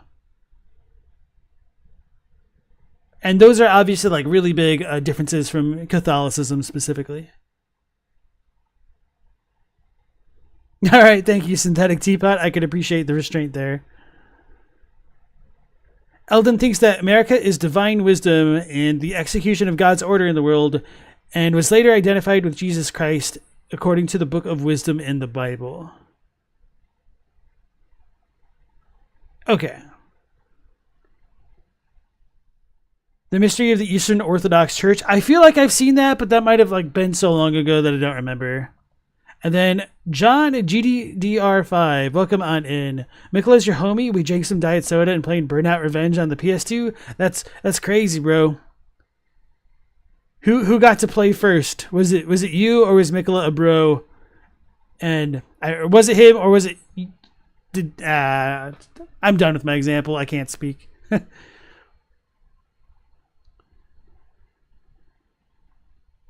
Yeah, no problem, Synthetic. Thanks for joining. All right, let's go back to the video while we get some more comments rolling in.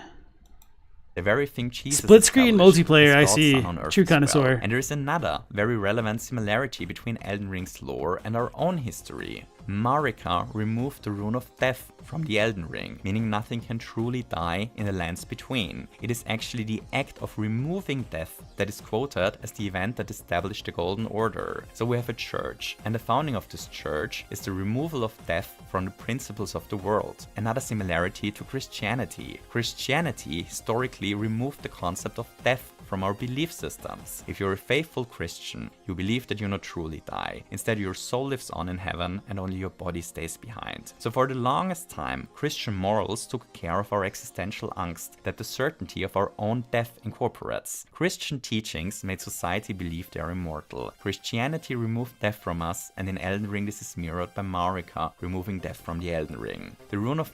So that's an interesting parallel there. And then Full said, Eastern Orthodox does the sign of the cross with the 3 fingers, and Catholics do it with 2 fingers. It's kind of funny to bring up the concepts of 3 fingers and 2 fingers in reference to Elden Ring. I don't know if TA pointed something like that out on one of the videos. I feel like there might have been something like that. But yeah, I do know that there is some of that kind of stuff. Like the gestures are different.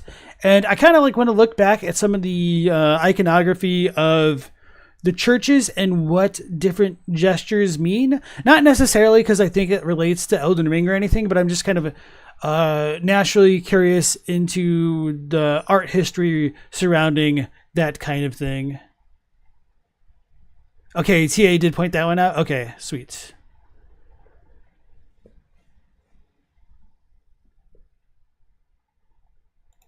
Death is even referred to by a second name in the game, Destined Death. It was destined death that got removed. As I understand it, this means that we no longer live our lives in the beliefs that our ultimate destiny is death, but that we're ultimately destined for something else. Something after. Alrighty, right. So everyone in the lands... So that's an interesting thought that doesn't have like a ton of textual support, but with that being said, it also doesn't have a lot of contradictions either. I wish he would have like continued to build on that thought here so that way I could better understand his position. So I'm only going to guess at what that is right now. And so maybe like that idea of death being removed could be supplanted by Erdtree, burial, and rebirth, so that there's a kind of pseudo afterlife in the lands between that might be different from the spirit world that we're told of in Helfensteeple. But again, I mean, I don't know, like, not again, but as far as the Helfensteeple is concerned, we don't really know what the denizens of the lands between think about the spirit world, or if they're even cognizant of it at this point in time anymore.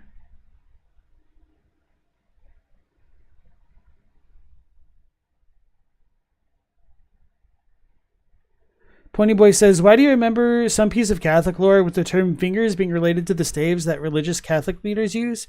Are you crazy? I feel like I would need to remember what it's called, but you might be right.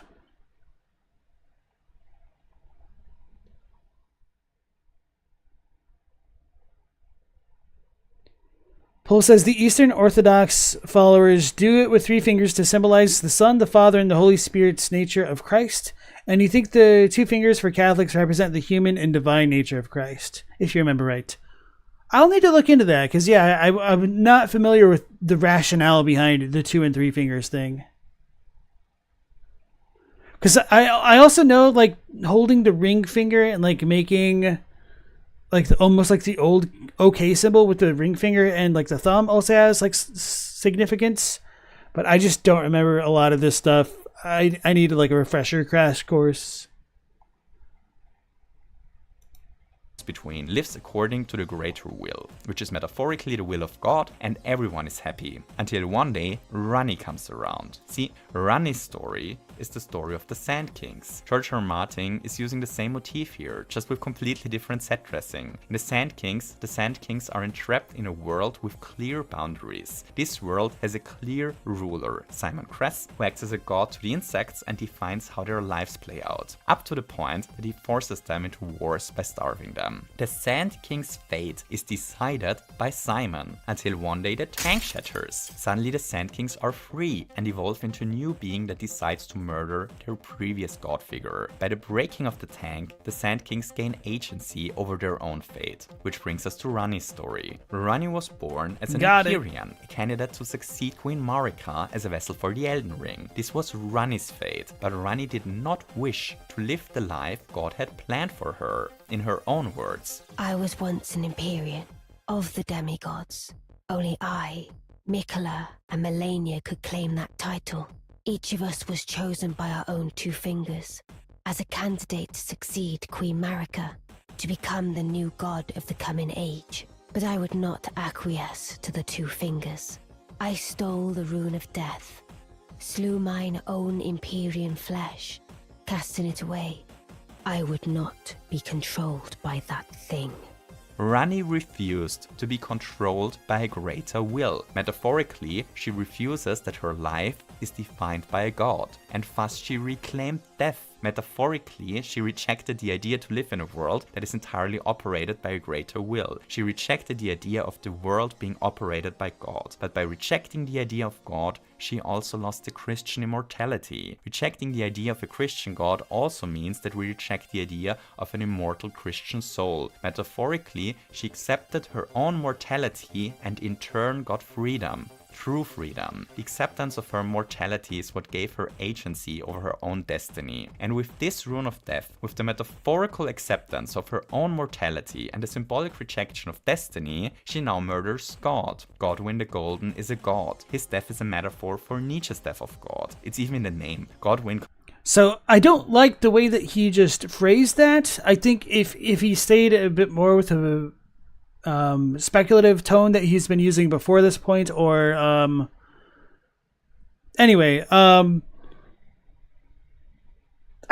don't like the way that he claimed that Godwyn is a god, because at least in the confines of Elden Ring, that is kind of more related to Marika being the vessel of the Elden Ring. So if he said demigod or like divine, I would be more on board with it, but maybe he'll make a bigger point with this that I can accept. But just for now, I do have some qualms here. Hey friend Alex, nice to see you again. You're hoping for some more Gnostic stuff in the DLC? The idea of secret knowledge in a hidden land is already there, and then there's some cool metaphors and historical parallels right for the picking. And Hayden H, welcome to the stream. Erdtree also holds similar themes to Naruto and the World Fruit thing. What do you mean by Erdtree specifically? Because I'm thinking of like Yggdrasil, or if you're talking about like a specific piece of literature, I'm unfamiliar. Yes, Synthetic, all of my streams are saved if you go to the live section of my channel. Contains, you can't spell Godwin without God. I doubt that this is a coincidence. It's also really interesting that Godwin's, that is, God's, body remains physically behind, but he dies spiritually. The physical manifestations of the belief in God are left behind, like, churches and stuff. Only the spiritual belief in those remains died. But that's a side note. So what follows the death of God in the story of Elden Ring? Well, a shattering. The order that held the world together breaks into pieces. In the Sand Kings, the shattering of the tank is what sets the Sand Kings free and gives them control over their own fate. In our own world, the Enlightenment leads to the shattering of the Christian morals and to the rise of nihilism. And in Elden Ring, the death of God leads to the shattering of the lands between, and in turn to the downfall of the Golden Order. So the story of the Sand Kings ends at this point. We never learn what the other Sand Kings evolved into. In our own world, we're still very much in a philosophical era that is defined by the death of God. There is no new universal and absolute morality or belief system that has replaced the morals of the church. Instead, we live in a world full of fractured beliefs where some people still believe in the idea of God. So yeah, this is part of the video that I've been like the most disappointed with so far, because the other stuff, even though it's kind of out there and abstract in terms of like not pulling directly from the text, I could definitely appreciate the parallels that Steve was making to the game. This part I feel is kind of a common failing of many analyses of Elden Ring in some parts, or just kind of like media in general from soft games, where you have a pretty interesting data point, but it feels extremely cherry-picked, and I think it just ultimately does a disservice to the argument one is making by hyperfixating on Godwin's first three letters equating to God and claiming that he's a god when there's like the Marika question at play. I don't think he set up the mortality of Godwin through Ronnie's actions well enough to kind of justify the death of God specifically here. And as others are pointing out in the chat here, like, what about Godric, Godfrey, Godfrey? Why not kill them? I think that's kind of an excellent question. And so I feel like this overall right here is just kind of unfortunate for what so far has been a really good video.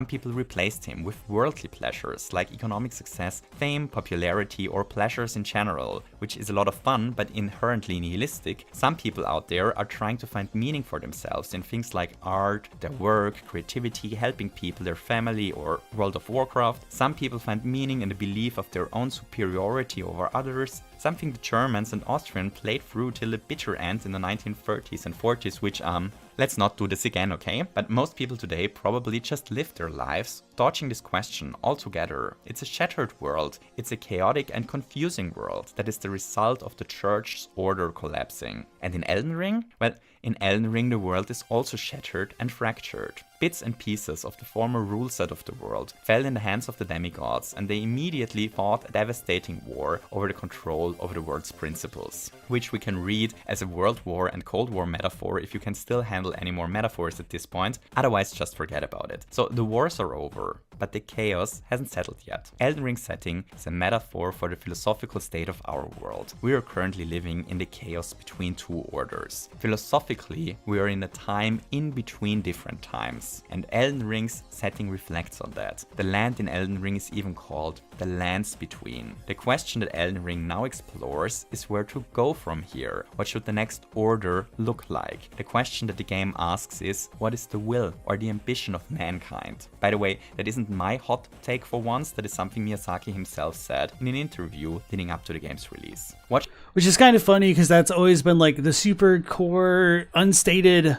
yet it's just like the unspoken rule of like Dark Souls and Demon Souls and Bloodborne. So it's kind of funny to finally get that direct quote that we can point to now.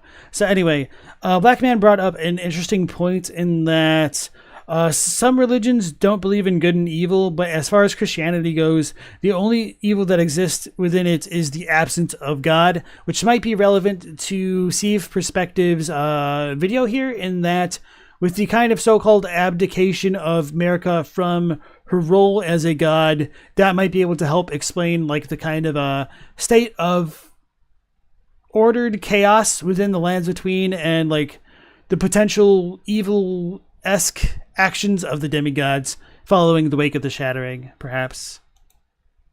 What should the next ideology look like? Shall it be an order given by God? Should there even be something like a universe? Hold on. Sorry, not Miyazaki. Elden was asking, who is that Miyazaki quote referring to? The concept art?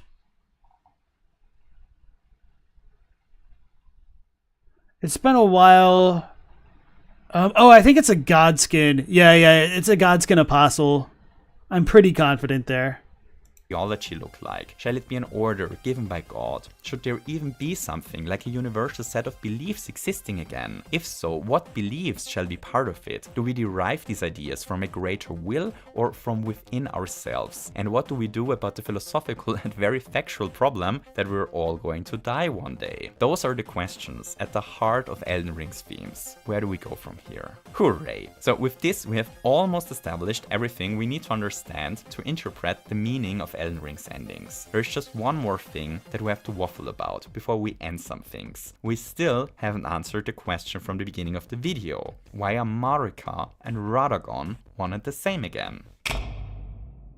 Deep down, below the capital, there are the subterranean shunning grounds. Unbeknownst to anyone, the Omen, born from royalty, are imprisoned there. The city's sewer system runs through the shunning grounds, and many dangerous creatures found a home there. But the shunning grounds reach deeper. Deep below, we find the Cathedral of the Forsaken, and even deeper, below tons of corpses, far below the orderly city, we find a door. Only if we remove all our armor and stand almost naked in front of the door, we can open it. And behind it, we find a surprise. Behind the door, we encounter the three fingers. And those three fingers aren't like the two fingers we encountered before. They are no servant of the greater will. They serve a different power, a mysterious one. They serve the frenzied flame, the outer god of chaos. The frenzied flame wishes to burn down the world and to return everything to the chaotic primal form that civilization originally grew out of. The chaos of the three fingers is the antithesis to the golden order of the two fingers. And here's where this gets interesting, because together the two fingers and the three fingers form a hand. That is a common theory, but that isn't necessarily confirmed. It's not as though there's only one two fingers, which might poke a hole in this theory. So with that being said, I know many people are like one hand truthers, but it isn't quite that simple perhaps. And then, hey, Mr. Yada, nice to see you again. And the Ravens, welcome to the stream. Eldon said, Martin once wrote saying, the heart being in conflict with itself is the only story worth talking about. Sorry, I just can't read out loud, apparently. All right. Martin once saying the heart being in conflict with itself is the only thing worth writing about, if you remember correctly. Seems right up his alley with regards to Radagon and Marika.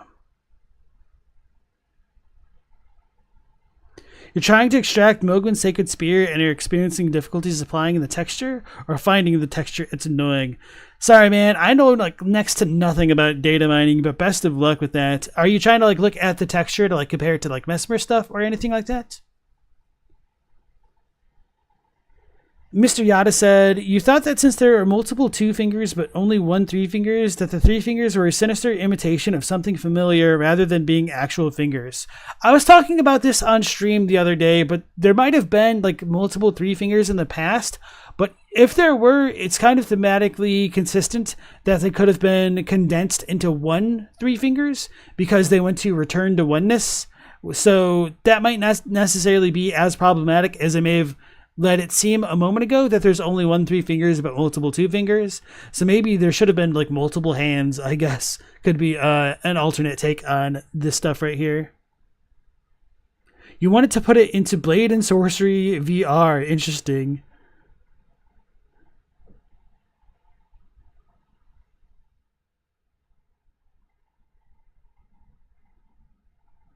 Chadwick said, having just learned the physics concept of the three body problem and knowing what you know of Buddhism, they're a single hand, but not one hand.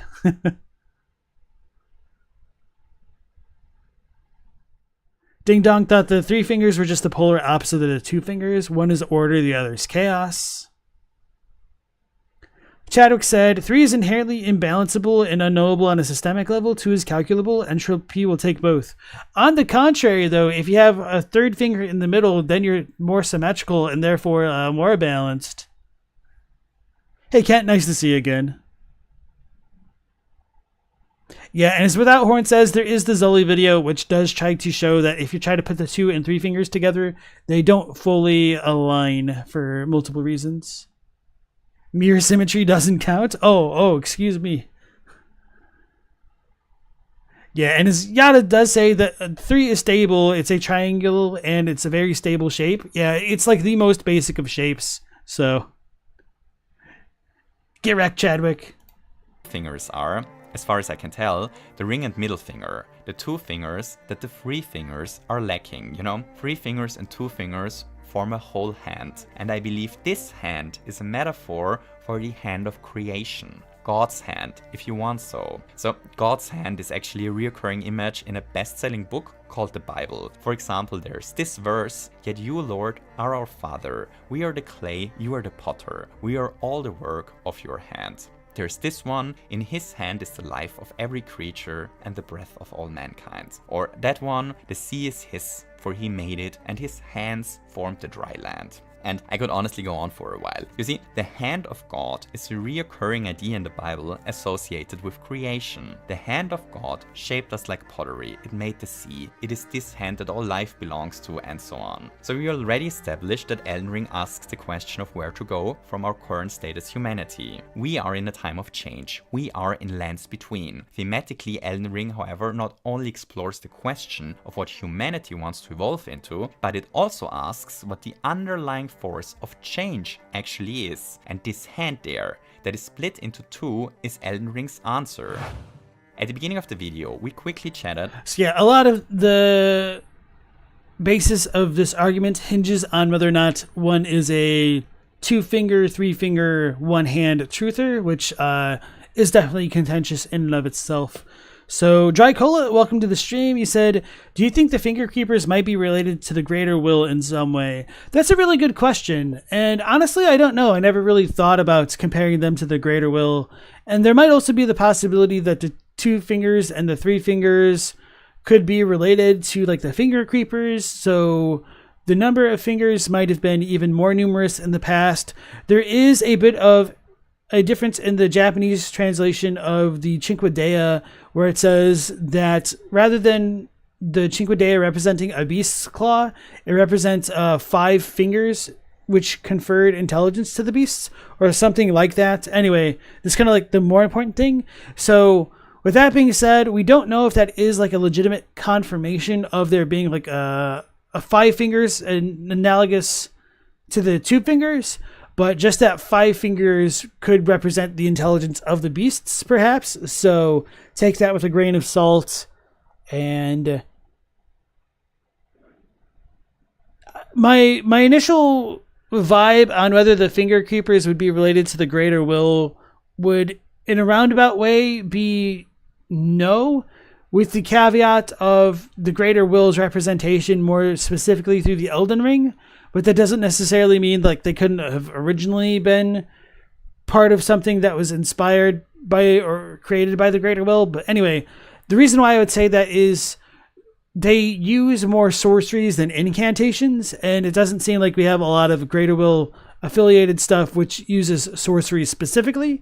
So it might be like a silly reason because like they might only ever get that sorcery ability from having certain rings anyway. So yeah, I don't really know there. And sorry, Clown Scum, for not giving you the spoiler warning for the Bible. Hopefully you'll get filled in pretty quick.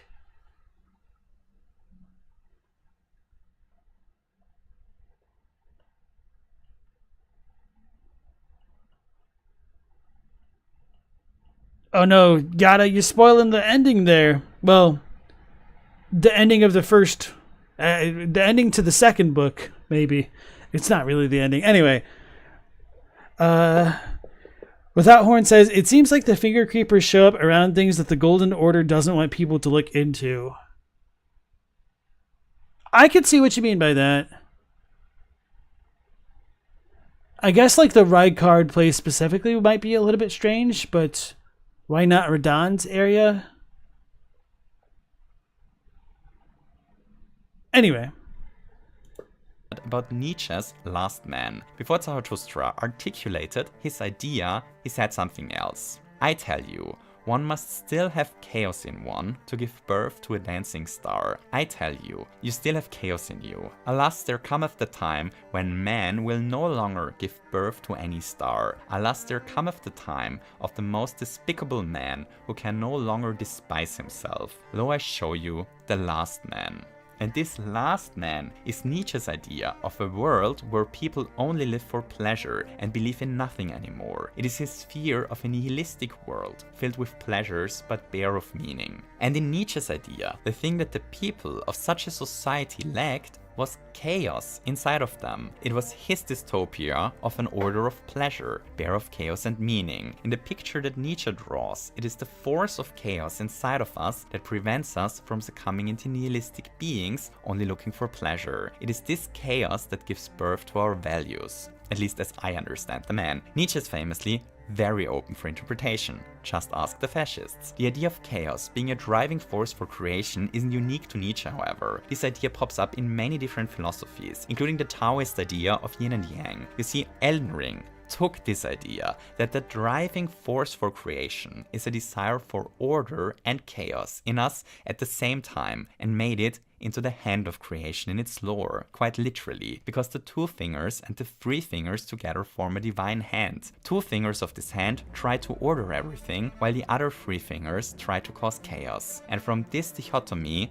change arises. It's a dialectic monoism, a god with two contradicting sides that are both actually one and the same, the force of creation.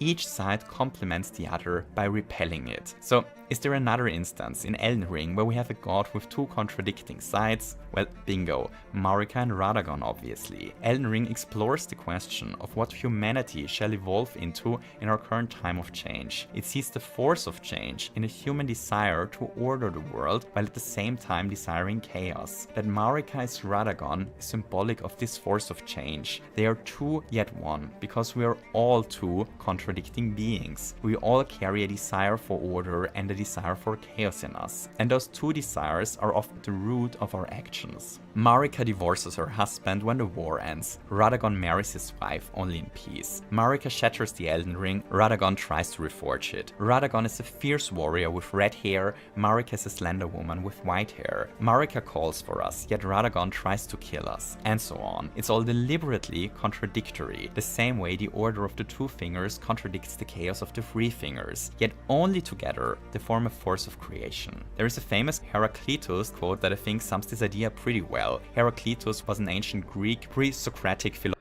So about this tangent here, I think it's interesting, but I also wish he would try to fit in where Godfrey fits in relation to the divinity of Marika and Radagon. I understand why he wouldn't necessarily want to do that, but if one wants to, I don't remember if it was in this video or another one, he may have talked about the time with Godfrey being chaotic, but then I don't necessarily think he would try to equate the three fingers to the time of Godfrey or like relating to Godfrey in any way, but maybe that's not too relevant anyway.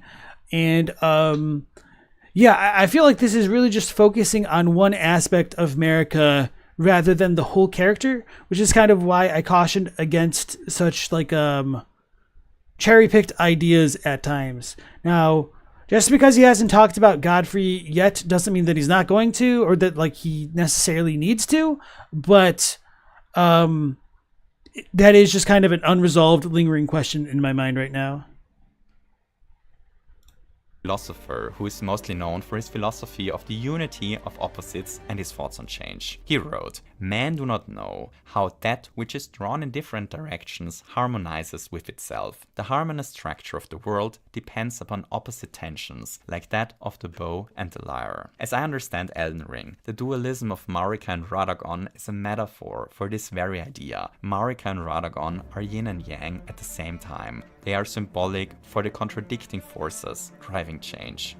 Okay, and with this, we finally have all the pieces on the table. So back to our nameless tarnished. We just reclaimed the Rune of Death from Malikev. Symbolically, we reclaim the ability to give our own death our own meaning here. With this rune in our possession, we can finally return to the Erdtree. But the city around it is no longer. The city got destroyed when we set the Erdtree aflame. Ashes are all that remain, and so we walk on top of the ashes of a previous civilization, on the remains of what was, towards something new, towards a new beginning, and towards the ending of the game.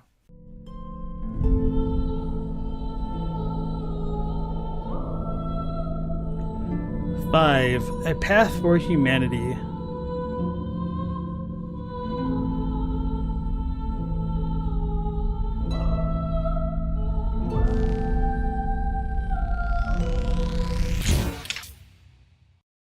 We arrive in front of the Erdtree, but we're not alone. There is someone waiting for us.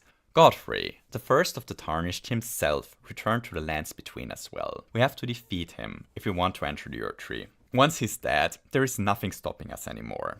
We step into the light and arrive at the darkness behind. While the Erdtree shines in a blindingly bright light, its inside is hollow and dark. Once again, a dichotomy of light and darkness. And here we find Marika, bound to a rune arc and impaled for reasons yet unknown. But as we arrive, the rune arc begins to break until it shatters. Marika falls to the ground. The scene here is another pretty heavy religious metaphor. Marika's pose, while imprisoned, reminds us of Jesus on the cross. She's in a crucified pose here. Her falling down here is symbolically Jesus falling off of the cross, which is again a symbolism for the fall of religion. She grabs her hammer, and as she rises again, she's revealed to be Radagon. Radagon attacks us, and we defeat him in a really cinematic boss battle. As Radagon falls to the ground, something weird happens. Something emerges from within him.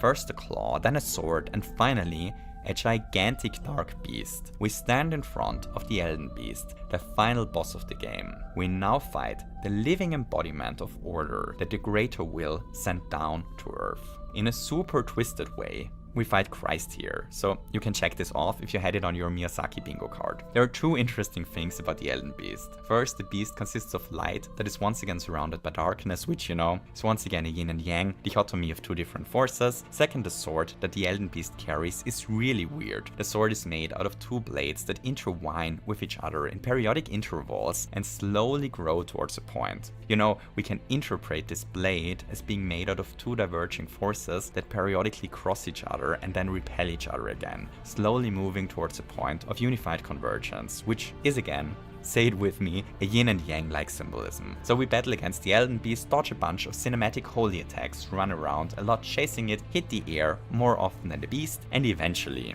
we kill it. That was the final challenge of the game.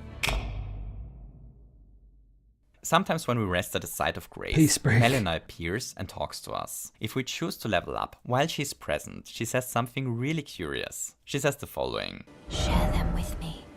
Your thoughts, your ambitions, the principles you would follow. Did you catch it? She says, share them with me, your thoughts, your ambitions, the principles you would follow. In my understanding of the game, this is the very thing the endings are about. The endings are a reflection of our ambitions and principles. They're a reflection of... Yeah, I definitely agree with that take about the endings and principles there, and I accidentally closed my chat, which is really cool. But let me pull that back out.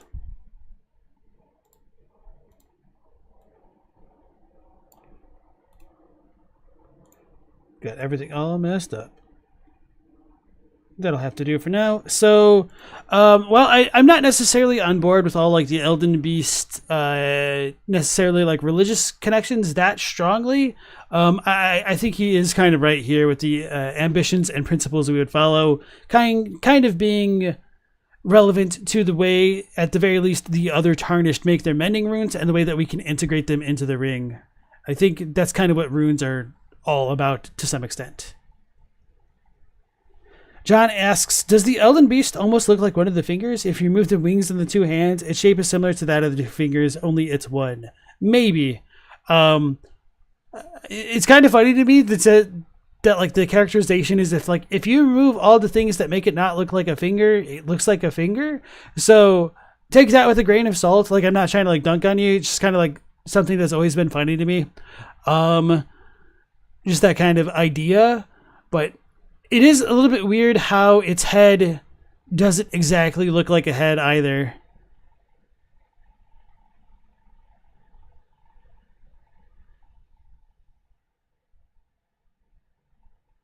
All right, Synthetic Teapot. If you dip out, thanks for joining in. And if you don't dip out, hopefully you don't stay up too late. Our ideology. The central question is, what principles do we want to follow, and what principles do we want humanity to follow? The ending represents possible paths forward for humanity as a response to the death of God. We'll discuss the 6 different endings through this angle, but before we do this, just a quick disclaimer, because I feel it might be necessary here. Elden Ring is a game that is deliberately very open for interpretation, so what we are discussing here and the video so far are my interpretations on what is going on, but I absolutely do not claim that these are the only correct interpretations. I actually think that the game is deliberately designed to be interpretable in lots of different ways, and I have read and have seen many cool interpretations of Elden Ring by other people that may even contradict what I walked away with, yet I think all of those takes are as correct as mine. It's in the nature of the game that there is not one universal right way to interpret it. If someone walked away with a different interpretation than I did, this person is as likely right as I am. Cool. So let's end things. The first ending. So I definitely appreciate that kind of disclaimer there. And with that being said, I think sometimes, and I'm not like trying to be mean-spirited or anything by this kind of comment that I'm about to make. I think some people use these kind of disclaimers as a kind of like catch-all for a little bit of what I would say it would be sloppy use of the language, because if you state things factually in one instance, but then say in another instance that it's all like speculation, I don't necessarily think that absolves the use of like factual information in other parts of the video or analysis. And with that being said, I honestly don't think that Steve's perspective was egregious about this in any regards. I understand like why it was done purposefully to build into his points in previous parts of the video, so I really don't begrudge him by any means here. And for the most part, I am like really following along very reliably with what they're presenting so far. So I think they've done an admirable job of building their argument, and I just kind of have disagreements with certain aspects of the argument. So I just want to be very clear about all of that there. Yeah, and as Blackman said, it's open to interpretations, but words mean things. Elden has the opposite view, that Martin and Miyazaki have a complete story in their minds and you want to know what it is. So who has like what percentage of the story, Elden, to you? Hey, Two Hit, how's it going? So this is a bit different in that the title is not what one would expect from like what the actual video is about. So this is more specifically about building up what Marika and Radigan are to the lore than community squabbles. Miyazaki said he had a completely different story in his head. Or no, he had a complete story in his head. Alright. We're going to discuss is the vanilla ending. After defeating the Elden Beast, we stand in front of Marika's body and can interact with it. So Marika's body is split here, and as I understand it, the body is split for a reason. We just defeated Radagon and the Elden Beast, meaning that one side of Marika's dual godhood is gone. The other side, however, is still intact and in front of us. In my reading, Marika's side represents order. So the chaotic side, the side that filled Marika with life, is gone. But her other side, the one that established the order, is still present. In the normal ending, we now repair Marika. Hold on, I want to catch that again. and in front of us. In my reading, Marika's side represents order. So the chaotic side, the side that filled Marika with life, is gone. But her other side, the one that established the order, is still present. In the normal ending, That's kind of worded really weirdly. So Marika represents order, but it's also chaos. But then Radagon is also order. Let me triple check that. It's not often that I do this. order. So the chaotic side, the side that filled Marika with life, is gone. But her other side, the one that established the order, is still present. So, okay, maybe he's saying the other side would be like Radagon's or like the Elden Beast, and the Marika stuff is still there, perhaps? In the normal ending, we now repair Marika's broken body by placing her head back onto her body, and by repairing her, we recreate the Elden Ring. By doing this, we become the yin to Marika's yang. Okay, so I think what I just said is kind of what he's trying to get at. So the Marika stuff is still there, but the chaotic life stuff, which is Radagon, is gone. Which is why I brought up the Godfrey stuff a couple moments back, because there was a time before Radagon was known to the world. That doesn't necessarily mean that Radagon was not always there, to be fair, but I really feel like the Godfrey component and perhaps like the Tarnished component might be a good thing to bring up together. So I might be stepping on his toes here, because it sounds like he's about to talk about the Tarnished next. And if he does, we might be able to map what he says about our Tarnished character back onto Godfrey in the next part of the video. So, IE Not, nice to see you again. And Lucid Ether, welcome in. Nice to see you too.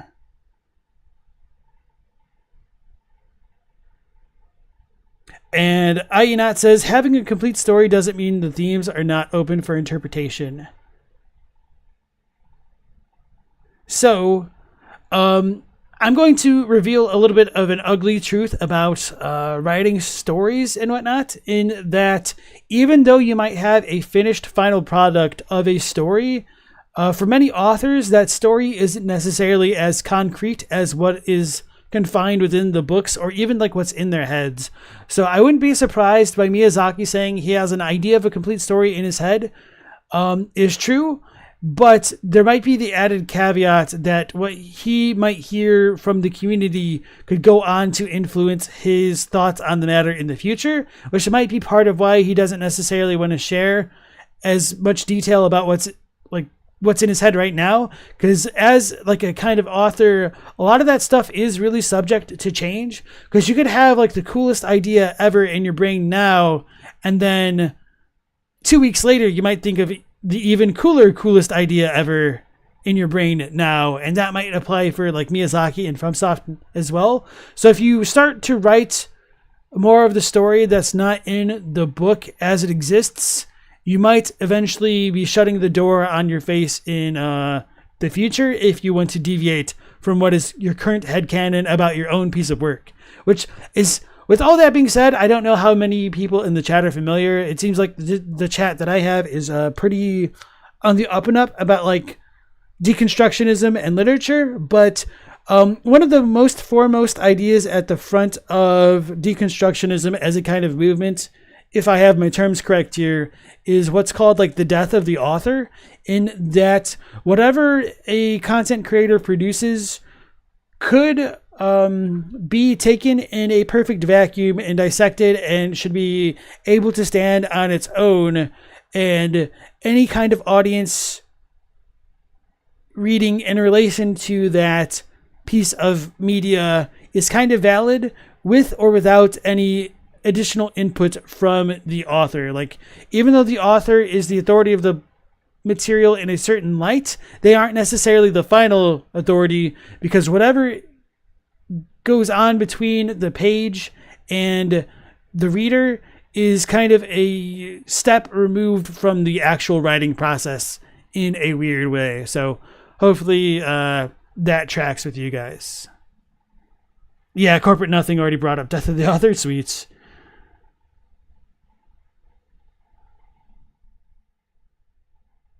Thank you with that, Horns. Got it. And hey, House of Red Wine, nice to see you again.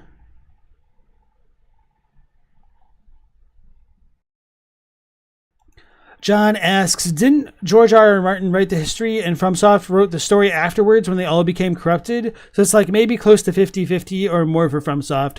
Yeah, we don't exactly know the full ratio. There's a lot of stuff that is very emblematic of the previous FromSoft Soulsborne titles, which allows me to think that there might be more FromSoft at hand. But I'm also biased because I really haven't read pretty much anything by George R. R. Martin. So I probably really shouldn't be speaking too much on that topic specifically, but with Miyazaki saying he wanted to surprise Martin with where his characters ended up, I feel like Martin might just be like the underlying mythos, but might not have like a lot of final say over the final product or like the final form of that mythos he may have originally created.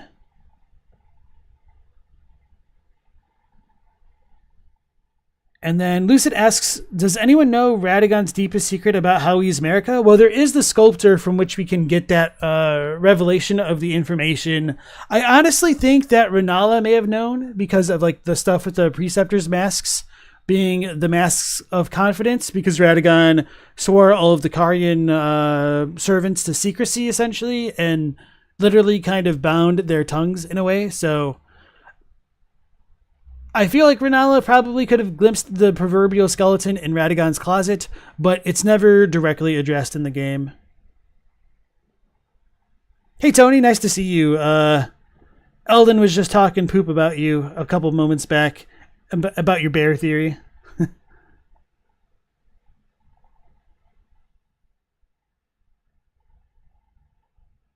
And then Chadwick brings up the quintessential point. There's also the possibility the reader can be an idiot and miss the author's point.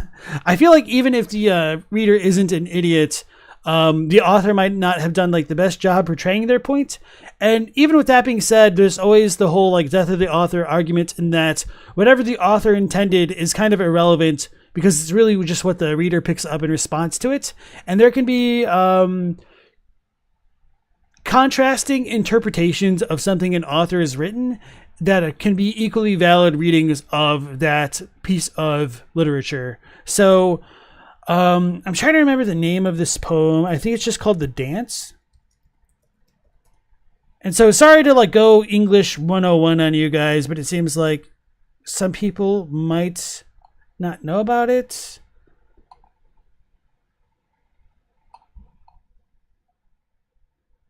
Maybe this is not called The Dance. I can't remember the name of the poem, but I'll just try to like haphazardly describe it, and I'll apologize in advance if this kind of sucks. So it's basically about this family of three, a mother, her child, and the child's father. And so it's about like when the dad comes home, they're going to like dance around in the kitchen, and if you take it at like a face value, it sounds like a kind of heartwarming tale about like a dad and his child like having a good old time. Like when he comes home from work, they just kind of like play around together. But an alternative reading of the story could suggest that dance could just be flowery language, a metaphor for a kind of fight. So the dad could kind of be portrayed as a kind of drunkard and get into a fist fight with his son, and they kind of dance around the kitchen as they exchange blows, which is a pretty interesting way to break apart like how much an author can really realistically convey with their story versus what can be interpreted from that story, which is where like deconstructionism is really fascinating to me. So hey Doggo, nice to see you again. And Herb Sorcerer, welcome back. You say Radagon as a character is very reminiscent of other George R. R. Martin works. I've definitely heard that in previous videos as well. D Rock 719, welcome on in. Is that like a Korean reference name? Just curious. Or the authors intentionally making their work hard to interpret or easily interpretable in multiple ways. And that's kind of where I think we are with Miyazaki and Elden Ring and FromSoft games.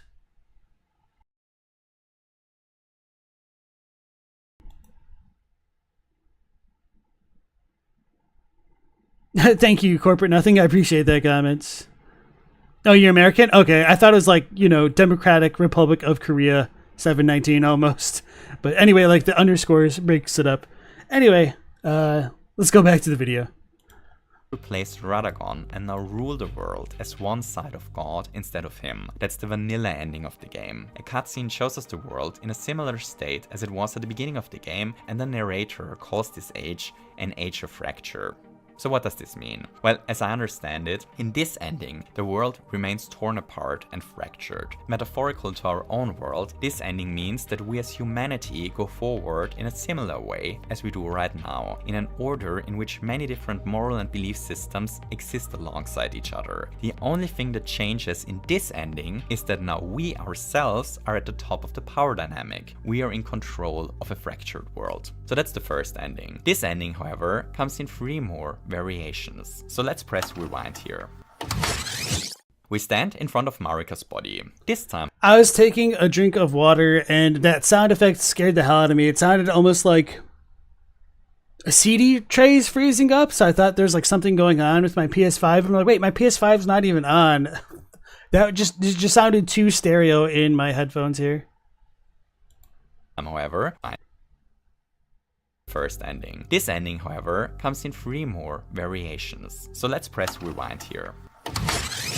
We stand in front of Marika's body. This time, however, we use the mending rune of the perfect order when restoring the Elden Ring. This rune alters the state of the Elden Ring. It changes the underlying principles of the world. This changed Elden Ring, however, is still inside of Marika. As I understand it, this means that we change the Golden Order. At the beginning of the video, we talked about how the Elden Ring can be understood as the concept of a Tao as C.S. Lewis understood it, as the natural law, the true way of God, the way we ought to live. A universal truth that may not always be visible for us humans, but that exists in us. Philip got startled too and jumped in your chair.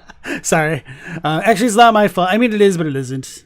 But you still like those snappy video elements like that. I'm glad you're in the chat still, because like honestly, I've gotten a lot of impressions of your videos just like watching this with the some of these transitions. Definitely see similarities there. Nonetheless, as I interpret Elden Ring, inscribing the runes to the Elden Ring is symbolically us changing this natural law. We basically change the ultimate truth. We change what is inside the Tao. And the first time we change it by using the mending rune of perfect order. So first, the name of the rune. Order is a stand-in for religious ideology or moral beliefs in Elden Ring, so we can read the name as the rune of perfect religious ideology instead. Here is what the description of the rune says. Rune discovered by the I'm trying to think whether or not I would agree with that assessment there. I think he might be, safe in that assumption, but the skeptic in me is just very leery for whatever reason. I would really need to think about it because I'm like having a little bit of a brain block right now. Galamoth needs to start reading again. It's been years. It's kind of hard to keep up with it. I realized like ever since I pretty much got out of like high school that because I read so damn much in high school because I wasn't stimulated enough by the classes, so I'd read during school. And my reading has gone way, way, way down as an adult in comparison. So anyway, yeah. Noble Gold Mask, used to restore the fractured Elden Ring when brandished by the Elden Lord. A rune of transcendental ideology, which will attempt to perfect the Golden Order. The current imperfection of the Golden Order or instability of ideology can be blamed upon the fickleness of the gods, not better than man. That is the fly in the ointment. Okay, so there's a lot to unpack here. Let's start with the fly in the ointment. An ointment is an image associated with a cure, but in this ointment is a fly. There is something in the cure that prevents it from working. The reason why the ideology of the Golden Order wasn't able to cure us. The Golden Order, as it wasn't sustainable, which of course parallels reality. The total control over our belief systems of the church wasn't sustainable either. But in this ending, our answer to the death of God is to reinstate a new, better idea of God. We perfect religious beliefs. This is our answer to humans' struggle for meaning. So how do we fix it? Well, to fix it, we first have to understand what was broken, what made the ideology unstable. And the text of the rune carries the answer. It is the fickleness of the gods, no better than man. So as I was kind of worried he wasn't going to get back to that point, and I almost like stopped it a couple moments ago. interpret this, the idea is that our religious beliefs always changed as we as humans did. Our idea of God was fickle. It wasn't static, but open to interpretation. And this very problem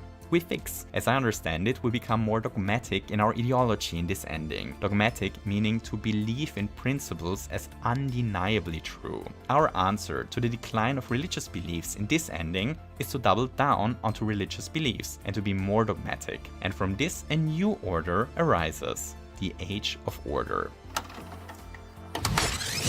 We stand in front of Marika's body. This I was hoping he was going to elaborate on that a little bit more. I did space out a little bit because I was having a crisis of trying to remember what movies do androids dream of electric sheep correspond to, because I'm like, cyberpunk, no, it's not cyberpunk. Cyberpunk, no, it's not cyberpunk, damn it. Cyberpunk, no, it's not cyberpunk. Yeah. So people are like recommending good books in the chat for anybody who's just listening on. And then Synthetic said, Do Androids Dream of Electric Sheep is another good one. And that one corresponds to Blade Runner, which is kind of really weird. And sorry to go on this tangent. Because like probably one of the most important parts of the original Do Androids Dream of Electric Sheep is just not in the books at all. Because it has to deal with this kind of shared religious dream amongst the people in that novel. So anyway, I was a little bit having a brain moment there. And then Chadwick recommends One Flew Over the Cuckoo's Nest. I will recommend both books as well myself. Elden interprets Goldmask's ending as a bad thing with the idea of removing human emotion from the equation, if that makes sense. So I feel like you would need to elaborate on what you mean by removing human emotion in the equation, because if you're just saying that they're removing people's ability to mend the ring in the future, that's kind of stifling what they can do with their emotions, I would agree. But I would kind of disagree with the notion that I think it would remove human emotion, if that's what you're saying.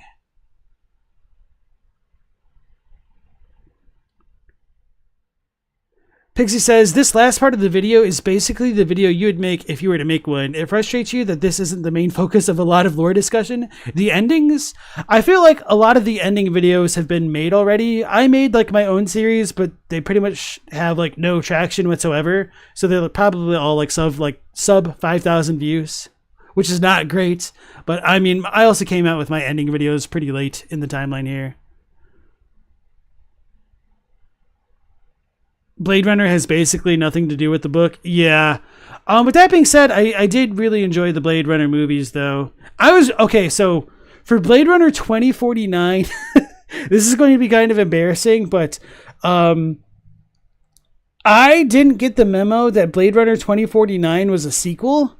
I thought it was a remake of the original movie. And so when I was watching this, I'm like, what the hell is going on? This is not like the original at all.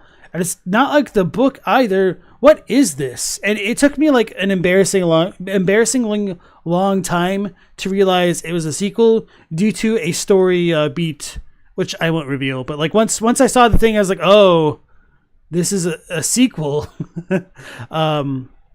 Yeah. So anyway, that was embarrassing. I just didn't get that memo. Synthetic Teapot did the same.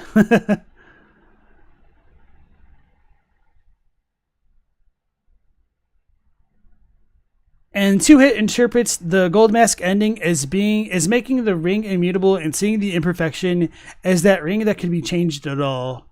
Is that the ring could be changed at all. The emplacement of the mending rune reinforces that for you. So yeah, that's kind of how I view the Gold Mask ending as well. One of immutability for the ring itself, but not necessarily affecting life, other than the whole like reinforcement of the removal of destined death in the prior Golden Order, perhaps.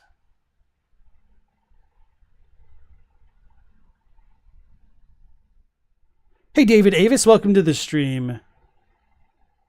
You thought that the new True Detective was in a sci-fi world where one night is a month. Interesting. And Rand's a purist. Nothing will top the original for him.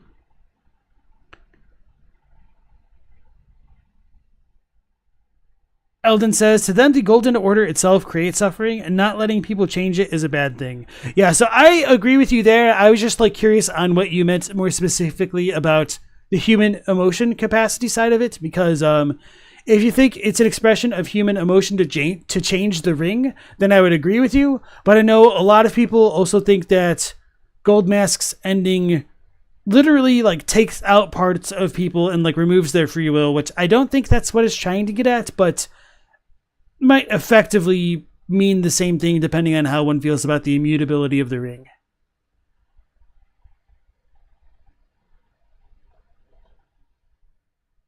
Okay, let's go back to the video. This time, we fixed the Elden Ring using the mending rune of the Death Prince. It reads, rune gestated by Thea, the Deathbed Companion, used to restore the fractured Elden Ring when brandished by the Elden Lord. Formed of the two hollow-brand half-wheels combined, it will embed the principle of life within death into order. The Golden Order was created by confining destined death. Thus, this new order will be one of death restored. Okay, so making sense of this ending is the one I struggle with the most, which is funny because the rune tells us so straightforwardly what we do. We integrate life within death into the new order. Literally the people in the lands between.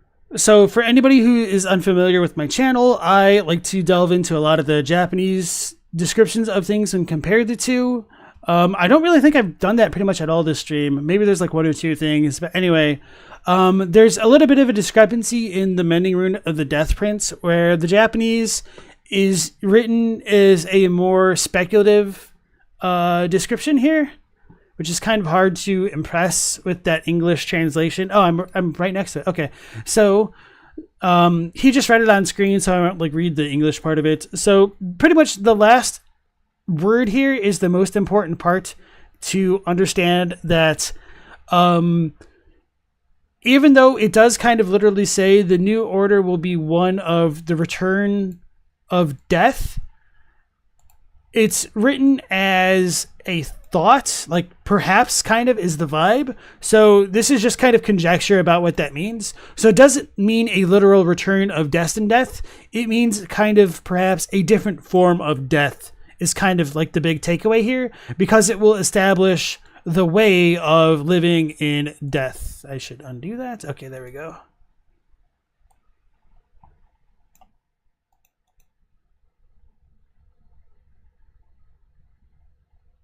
Two Hit wants to go back and look at the placement of the mending runes because you think it's intentional.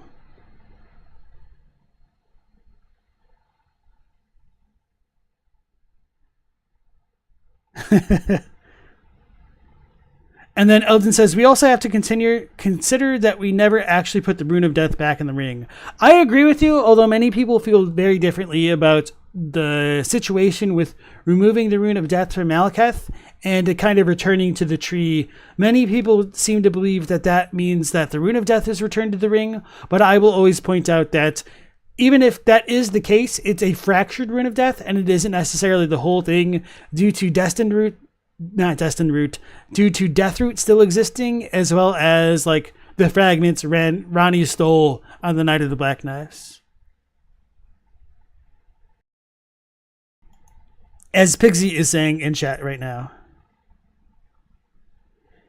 Nemo says, you think Fia's ending makes it so that death results in living in death? Makes sense to you considering Fia's beliefs and the horrific skybox we get with that ending. So yeah, as far as like those who live in death is concerned, the question is if it's only a thematic difference between what's kind of going on with the Shattering now and those who live in death versus the kind of hollow like nobles and commoners we see everywhere. Are they just functionally the same thing, except there's like no difference between death and life at this point in Fia's ending? It doesn't seem actually that substantially different, other than codifying those who live in death, I guess, which is kind of a weird concept. But does a form of actual death exist in this new order? Perhaps not if people continue to live after it.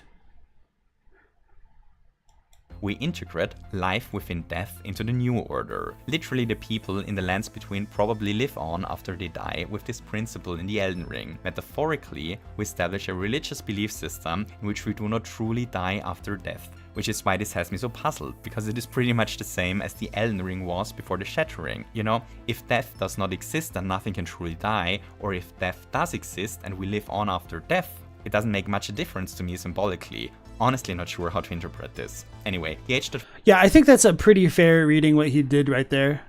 follows the mending of the ring with this rune is called the Age of the Duskborn. We stand before Marika's body.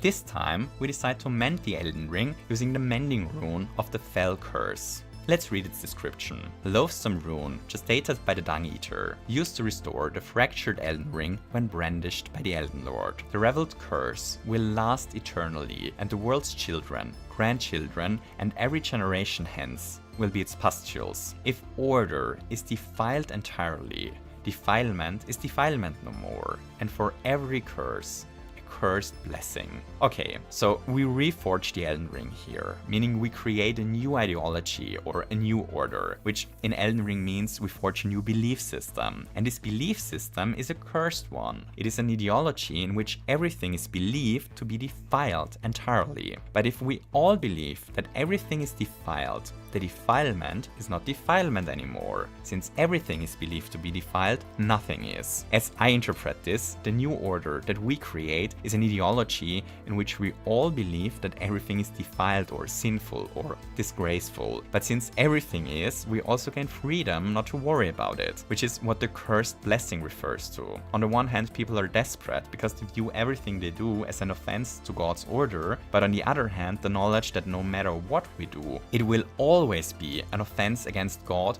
weirdly sets us free to do what we truly want. But that is obviously very open for interpretation. This time, Yeah, I don't necessarily think I would have seen it that way. And if someone were to frame Dung Eater's ending that way, I would say that it's probably closer to Ronnie's in some ways, but other than just the fact that it's still potentially influenceable by the outer gods, perhaps. And maybe that's why it's set up as being the same as the other ones. But I just kind of disagree with that. The freedom that comes along with it, although he might be right. And in some ways, I think it is a strong possibility that Dung Orders might be the most freeing, but it certainly seems that there's going to be a hell of a lot of suffering to come along with Dung Eater's ending, which may or may not be a good thing, even after everybody gets used to it.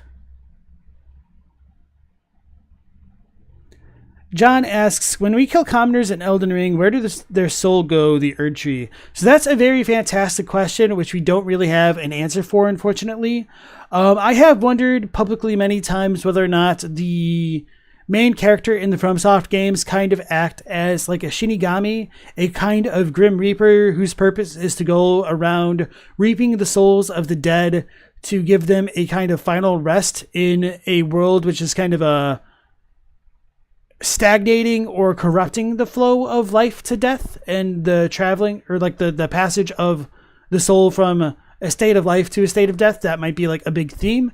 So the tarnished being tarnished and being divested of gold might make them a vessel that is able to contain the gold of others. That might be one way we could like look at why we can gain the power of runes and use it, even if those runes aren't necessarily native to us to begin with.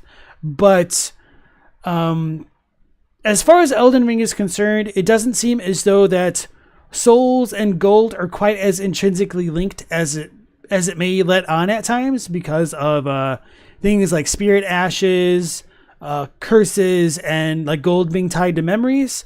So it seems like souls might have like an impression to make upon gold and memory, but are their kind of own distinct thing. So I really don't know what to make of like where anything's soul would go after we kill them.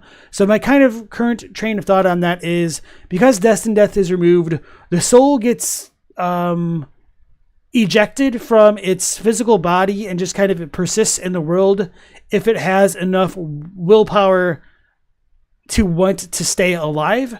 So if a soul is devoid of will, which might be contained within runes, then it might just kind of be chilling latently until like something like Deathroot contacts such a soul and reminds somebody that, like, hey, it kind of sucks being dead, I want to live, and then they become those who live in death. And of course, like, all of that is really big conjecture and a bit of headcanon on my part there.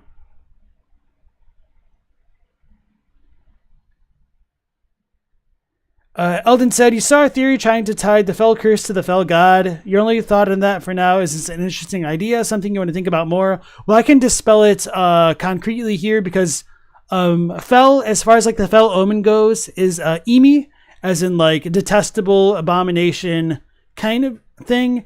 And fell for the fell god, it comes from like Joshin, so the Ja character represents like evil essentially. So two completely different things. So that's just kind of like one unfortunate byproduct of localization using the same term in different contexts. So they are different in terms of like their actual interpretations, but it's just like they're homonyms essentially for English, which is unfortunate.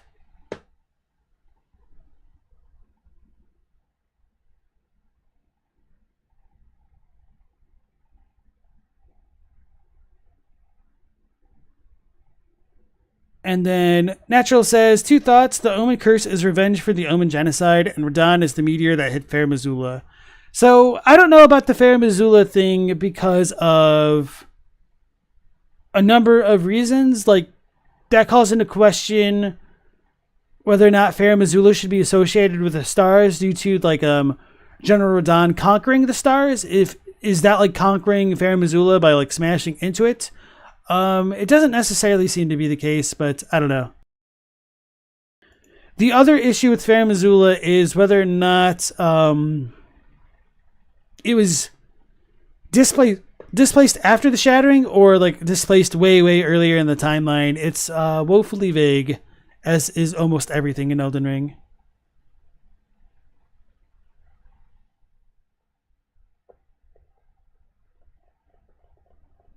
Chadwick's finally getting into the mimic Gek theories here. So yeah, I kind of left that as really big subtext in my video about the Glowmide Queen, where I talked a lot about the Eternal Cities, the Glowmide Queen's connections, mimic tiers, but I didn't want to say anything too specifically, I don't think, and just let people try to tie that together for themselves. You didn't watch it? Now you should. I don't remember if I said anything quite that explicitly, but you should definitely watch my Glowmide Queen video.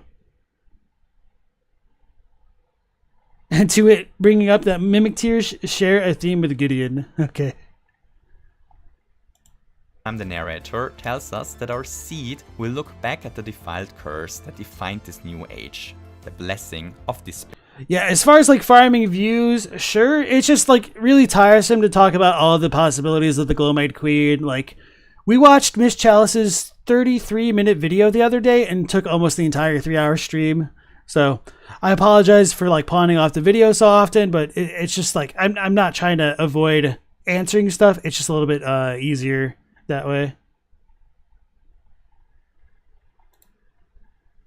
There.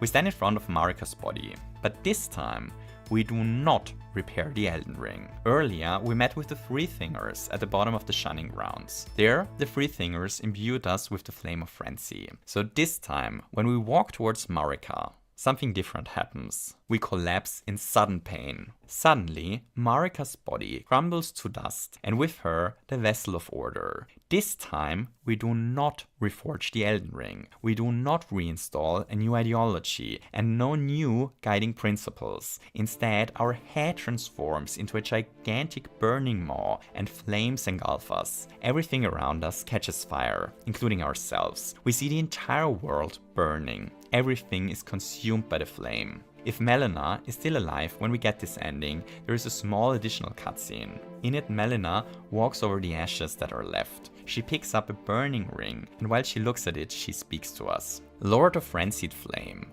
I will seek you as far as you may travel to deliver you what is yours. Well, if this ending happens, that means you did something wrong. You should sacrifice Melina first so she can't chase you, and you really can burn the world to the ground. Destined death. This is the scene where Melina opens her eyes and is paralleled with Ranni. So what is the symbolic meaning of this ending? Well, as I understand it, we burn down the Elden Ring here and replace it with nothing. We get rid of the source of all ideology. We destroy the principles of life and replace it with nothing. We replace it with no ideology. In my understanding, we enter an age of true nihilism. So at the beginning of the video, we talked about an interesting parallel between the ideas of Lewis and Nietzsche. While both of them came up with completely different ideas on morality, there is still one thing that unites them: a resentment for nihilism. Nietzsche in the form of his last man, people who believe in nothing and seek no meaning in their lives besides pleasure, and Lewis was worried about nihilism since a life without true meaning was devoid of any well-meaning. To share a So I would say that this is actually a kind of mischaracterization of nihilism, because nihilism isn't necessarily anti-natalism. And just to give more context for anybody who might be confused by that, anti-natalism would be the whole ideology of being like anti-birth. That's where like natal comes from, like neonatal, like a newborn unit in a hospital. And so nihilism, if somebody's like a true nihilist, you could also make the argument that if they don't care about life, they kind of also might not care about death. And so it doesn't really matter. They might not have the motivations to go through with ending life and death in that cycle. So while there is a certain parallel to a line of thought in nihilism that like nothing matters and it should like all like go away, it isn't entirely nihilistic in and of itself. So that's a bit of a flavor difference here. So anyway, Sub-Zero, welcome to the chat. And I thought somebody else walked in. Maybe I missed it.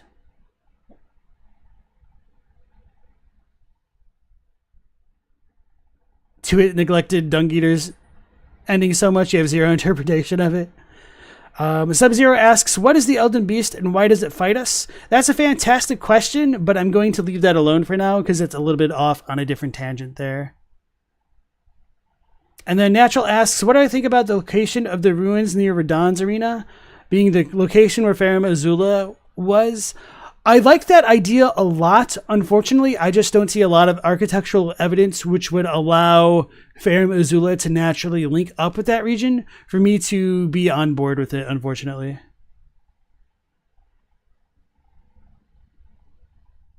Lucid chose the Frenzied Lord ending because the world's already garbage, most NPCs are dead, and all the monsters are assholes to reset everything. I kind of definitely feel those vibes. But you might not actually reset everything if you truly do get the frenzied way. So, whoops, maybe, I don't know. Rachel Ray, welcome into the chat.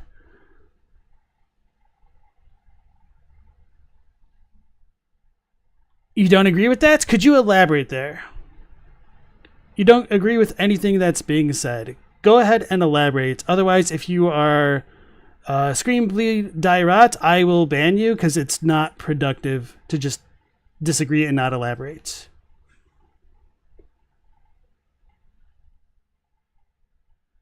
Eldon agrees that the Flame of Frenzy is more anti-natalist since Melina literally implores us to not burn everything and that births will continue.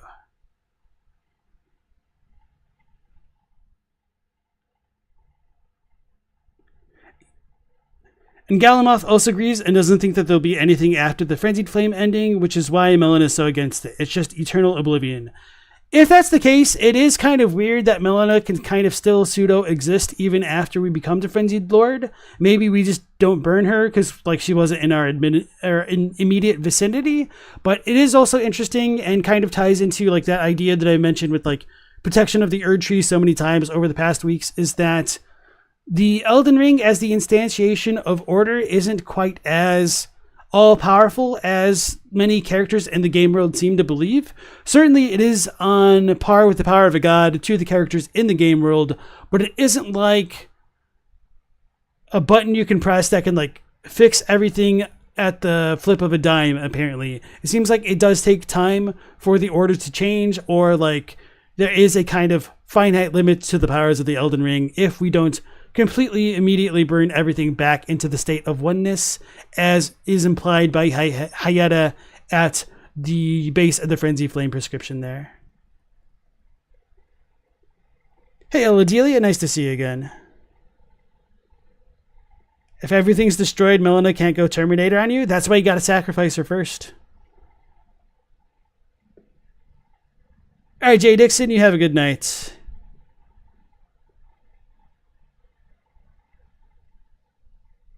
All right, let's go back to the video real quick.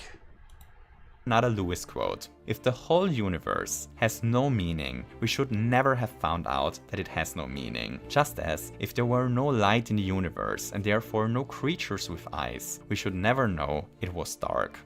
Dark would be without meaning. In my understanding, the ending of the Frenzied Flame represents the thing Lewis and Nietzsche were worried about. In this ending, we burn down all ideology and replace it with nothing. The world is now truly nihilistic. There are no values, there is no moral, there is no ideology, and there is no answer to the question of our own mortality. It is really interesting that Melina tells us at the end of this ending that destined death is now ours. In this ending, we are destined to die, since there is no other system of beliefs in place that makes sense of our mortality. Melina's role in the ending is generally really interesting. You see, as I see it, Melina is guiding us towards one of the endings where the Elden Ring is reforged. Melina represents a force that wishes to reinstall a new order. She wants to avoid the ending where there is no ideology left. She wants us to return to a golden order, a fixed set of values. She's worried about nihilism, as Nietzsche and Lewis before. Her answer to combat nihilism is similar to the answer Lewis proposes, to live by the rules of the Tao, or the Elden Ring. Rani's ending, however, also represents an answer to nihilism, but her ending isn't in line with Lewis' ideas, but with Nietzsche's. More on that in a second. What I find interesting here is that the ending that I read as a metaphor for nihilism ends with a combined version of Melina and Rani swearing to hunt us down for failing to establish a new order. Rani and Melina give completely different answers to the problem of nihilism, but they are united in their rejection of nihilism. They both want to prevent the absolute destruction of beliefs. Also, I just realized while editing this that the Elden Ring is also a metaphor for a literal wedding ring. We marry an ideology. We either marry one of the religious ideas, making us consort to Marika and the Elden Ring symbolically a wedding ring, or we marry Rani after she slew her thingers, marrying an ideology not defined by God. Or... I think that kind of also gets extended to the whole idea of lordship, where you need an Elden Lord to kind of accompany the god vessel of the Elden Ring world. So it doesn't seem possible for there only to be one divine entity between like Marika and Radagon's like misgivings and whatnot. There's always like a counterfoil for the god. So you've got Godfrey, sort of Radagon, but that whole situation is flawed, so like there's an asterisk there, and then our player character as the Tarnished for either Rani or Marika.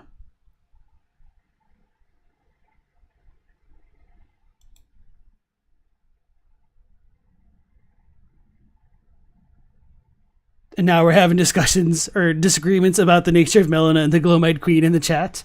Definitely hitting all the bingo blocks right now. We marry no ideology, but burn down all order, the Frenzied Flame ending. This is the reason why I combined Melina and Rani look angry at the wedding ring in the dust during this ending. Oh no. That's not a wedding ring, that's Torrent, bro. It took me a long time to notice, kind of embarrassingly so. I was like, oh, this is probably just like the last ring in the Elden Ring. But then I was like, wait a second, there's a gap here. This is the Spirit Steed calling whistle. Oh no, that's Torrent. And Melina and Rani look angry at the wedding ring in the dust during this ending. Who and Ray. And with this, there is only one ending left for us to discuss. Rani's.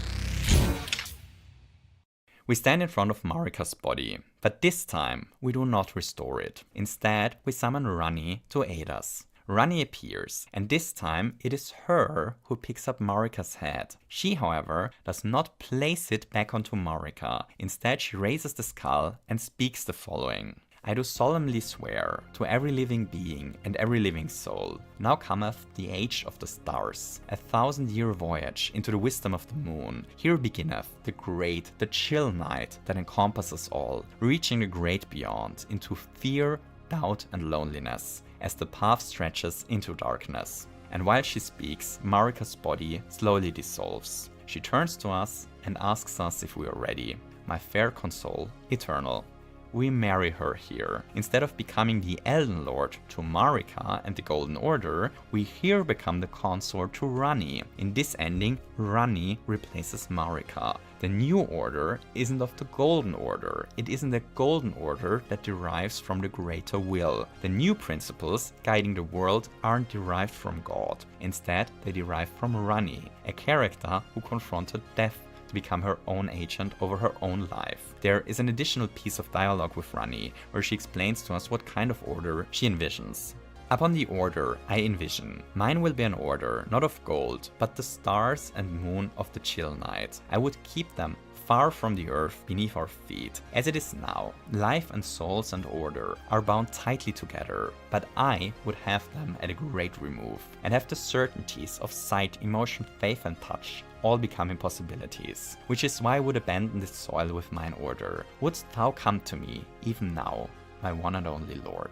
If the Elden Ring wiki is to be believed, the translation is a bit imprecise here. The wiki offers the following translation as a more precise one. Even if life and souls are one with the order could be kept far away. If it was not possible to clearly see, feel, believe in or touch the order, that would be better. So what does all of this mean? Well, let's take a look at one final quote by C.S. Lewis to unpuzzle this. A quote we already discussed at the very beginning of the video.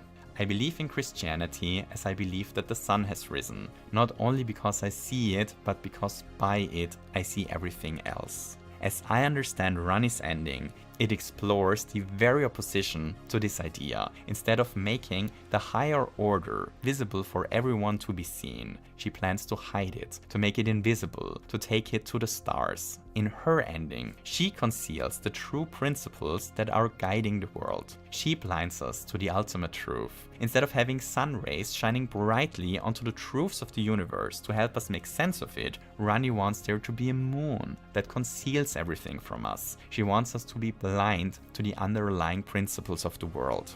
Even if life and souls are one with the order could be kept far away.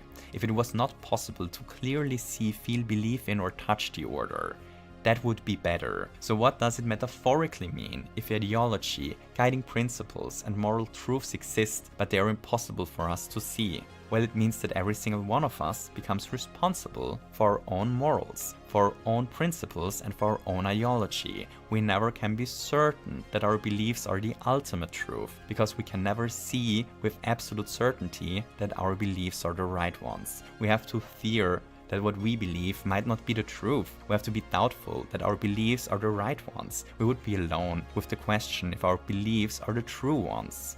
Into fear, doubt and loneliness as the path stretches into darkness. In this ending, we do not live in a meaningless world, but we live in a world in which we can't be certain that our way of life is the absolute divine right one. She doesn't want to give us certainty about what is right and wrong, good or evil, about what is the right ideology or what the true principles are that the world ought to work like. She negates Louis' idea of the Tao. Even if there were something like the true way to live, her ending teaches us never to assume that we are the ones seeing it, but instead to doubt our own beliefs. So I don't necessarily disagree with anything he's saying here within the framework of the own lens that he's working with. However, I would probably have spun it the opposite way, where he's focusing much more on the doubt aspect of things. I think conversely, you could say that you need to have conviction and kind of give your own life meaning to exist in a world where there is no concept of absolute goodness or absolute badness or an absolute proper way and stuff like that. So this could be a very self-affirming kind of world. And with that being said, it could also be seen as a world where God has abandoned its creation, speaking figuratively here. So definitely the interpretation surrounding Ranni's ending can vary from individual to individual on that point.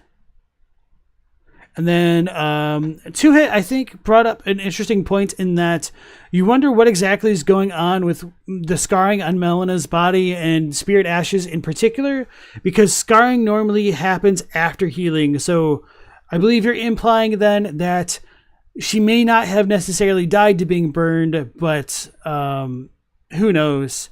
Yeah, I don't know, because I feel like if she's a kindling maiden, she may have been kindled before, which could explain the state of her malady, because she said she was born bodiless at the foot of the Erdtree, and if she's a kindling maiden and the kindling maiden kind of gets sacrificed to the Erdtree, there might be something with that relationship there. But I know there's like a lot of unknowns surrounding the alleged first burning of the Erdtree, which we have yet to discover.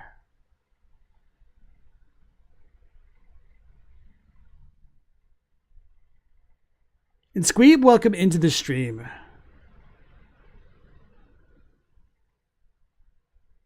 And then poor Happy Hep just kind of learned the truth of the Torrent Whistle and the Frenzied Flame ending. So my condolences, bro.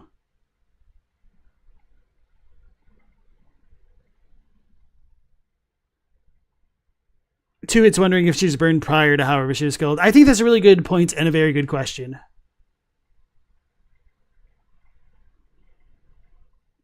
I do kind of like the way that D-Rock worded this, in that you agree with, what's his name? I'm so bad with names. Sieve?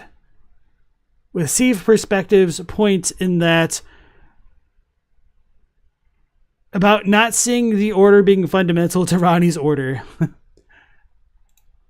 And have the certainties of sight, emotion, faith and touch all become impossibilities. Metaphorically, Ronnie's path forward for humanity would be a new age, in which we understand that we cannot know the will of God with certainty, and can't claim to be the one who knows the golden order, yet we are still responsible for our actions. As I understand it, Ronnie wants us to have the greater will emerge from within ourselves, instead of us blindly following the teachings of the greater will of someone else. She wants us to be unsure of our beliefs. And that pretty much sums it up. Here we have it, over an hour on Elden Ring, and I never once complained about the game repeating boss fights. I think that's a first. That's a Cicero-style rhetorical device. He just made a complaint about it.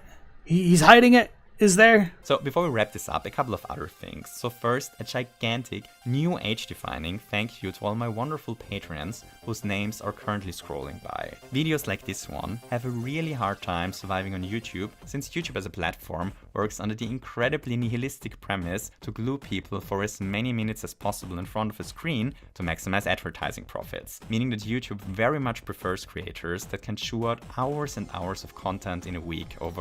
Again, he uses nihilism in a way that I don't think is compatible with what nihilism is. It's capitalism, but I digress.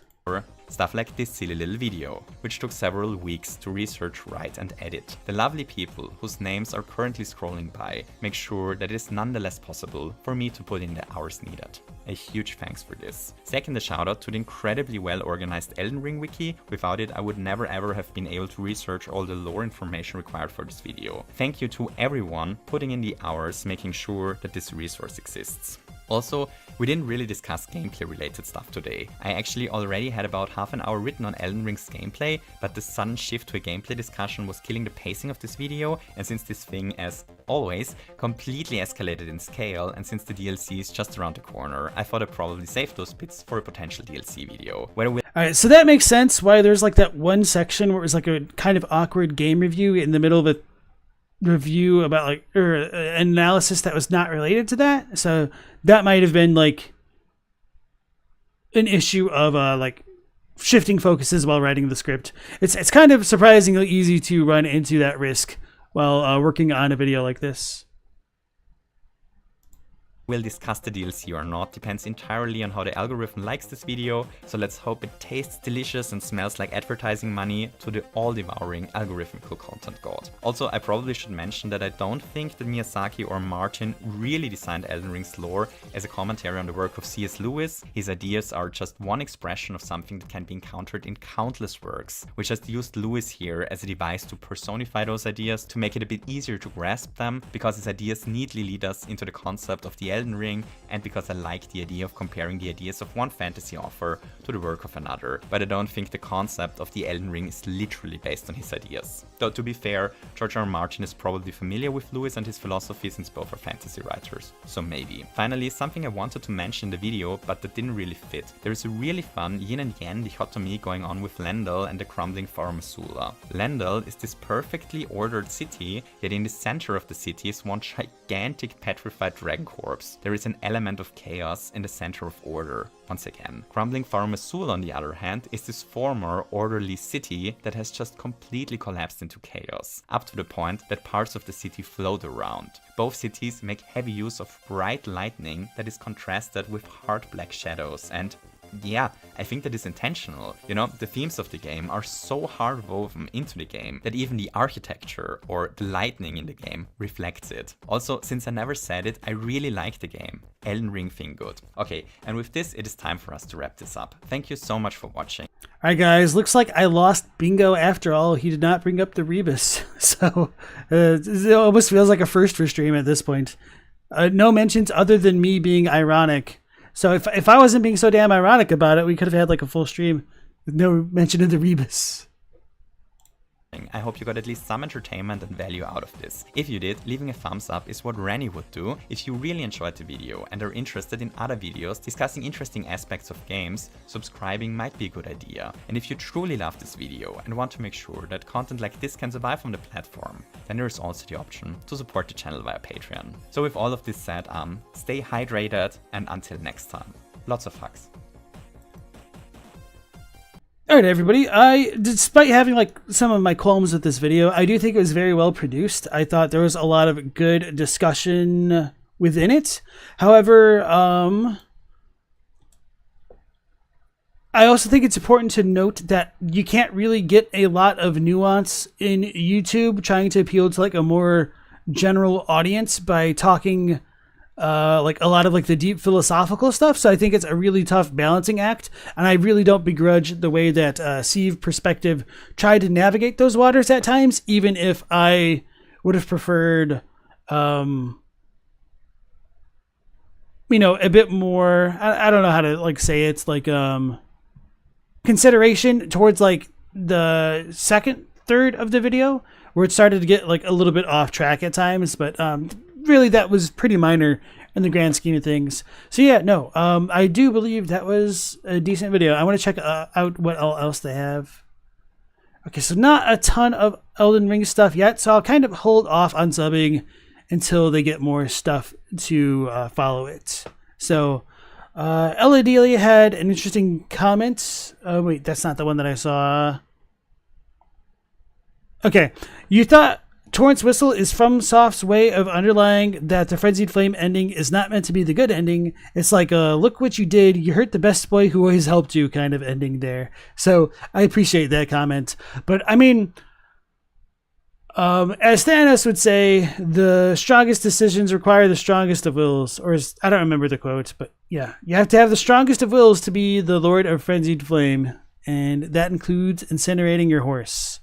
And of course, like that comes down to one of the questions of, is it really the Tarnished that performs those actions, or have we surrendered ourselves to the one great, and has the one great done incinerated our best boy? This smoldering wall, what the hell is that? It's a fiery wall which stops the spread of scarlet rot.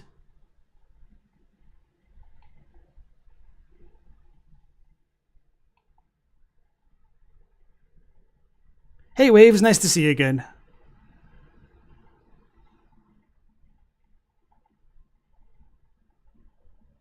Alright, Clown Scum, you have a good night, and thanks for sticking around. What is my favorite weapon in Elden Ring? Thematically, I'd have to say the Godslayer's Greatsword, but I don't know if I really have a mechanical one, to be honest. Alright, Elden Enthusiast. Yeah, we're about to end the stream ourselves. Gonna head out? Alright, yeah, you take care and stay safe.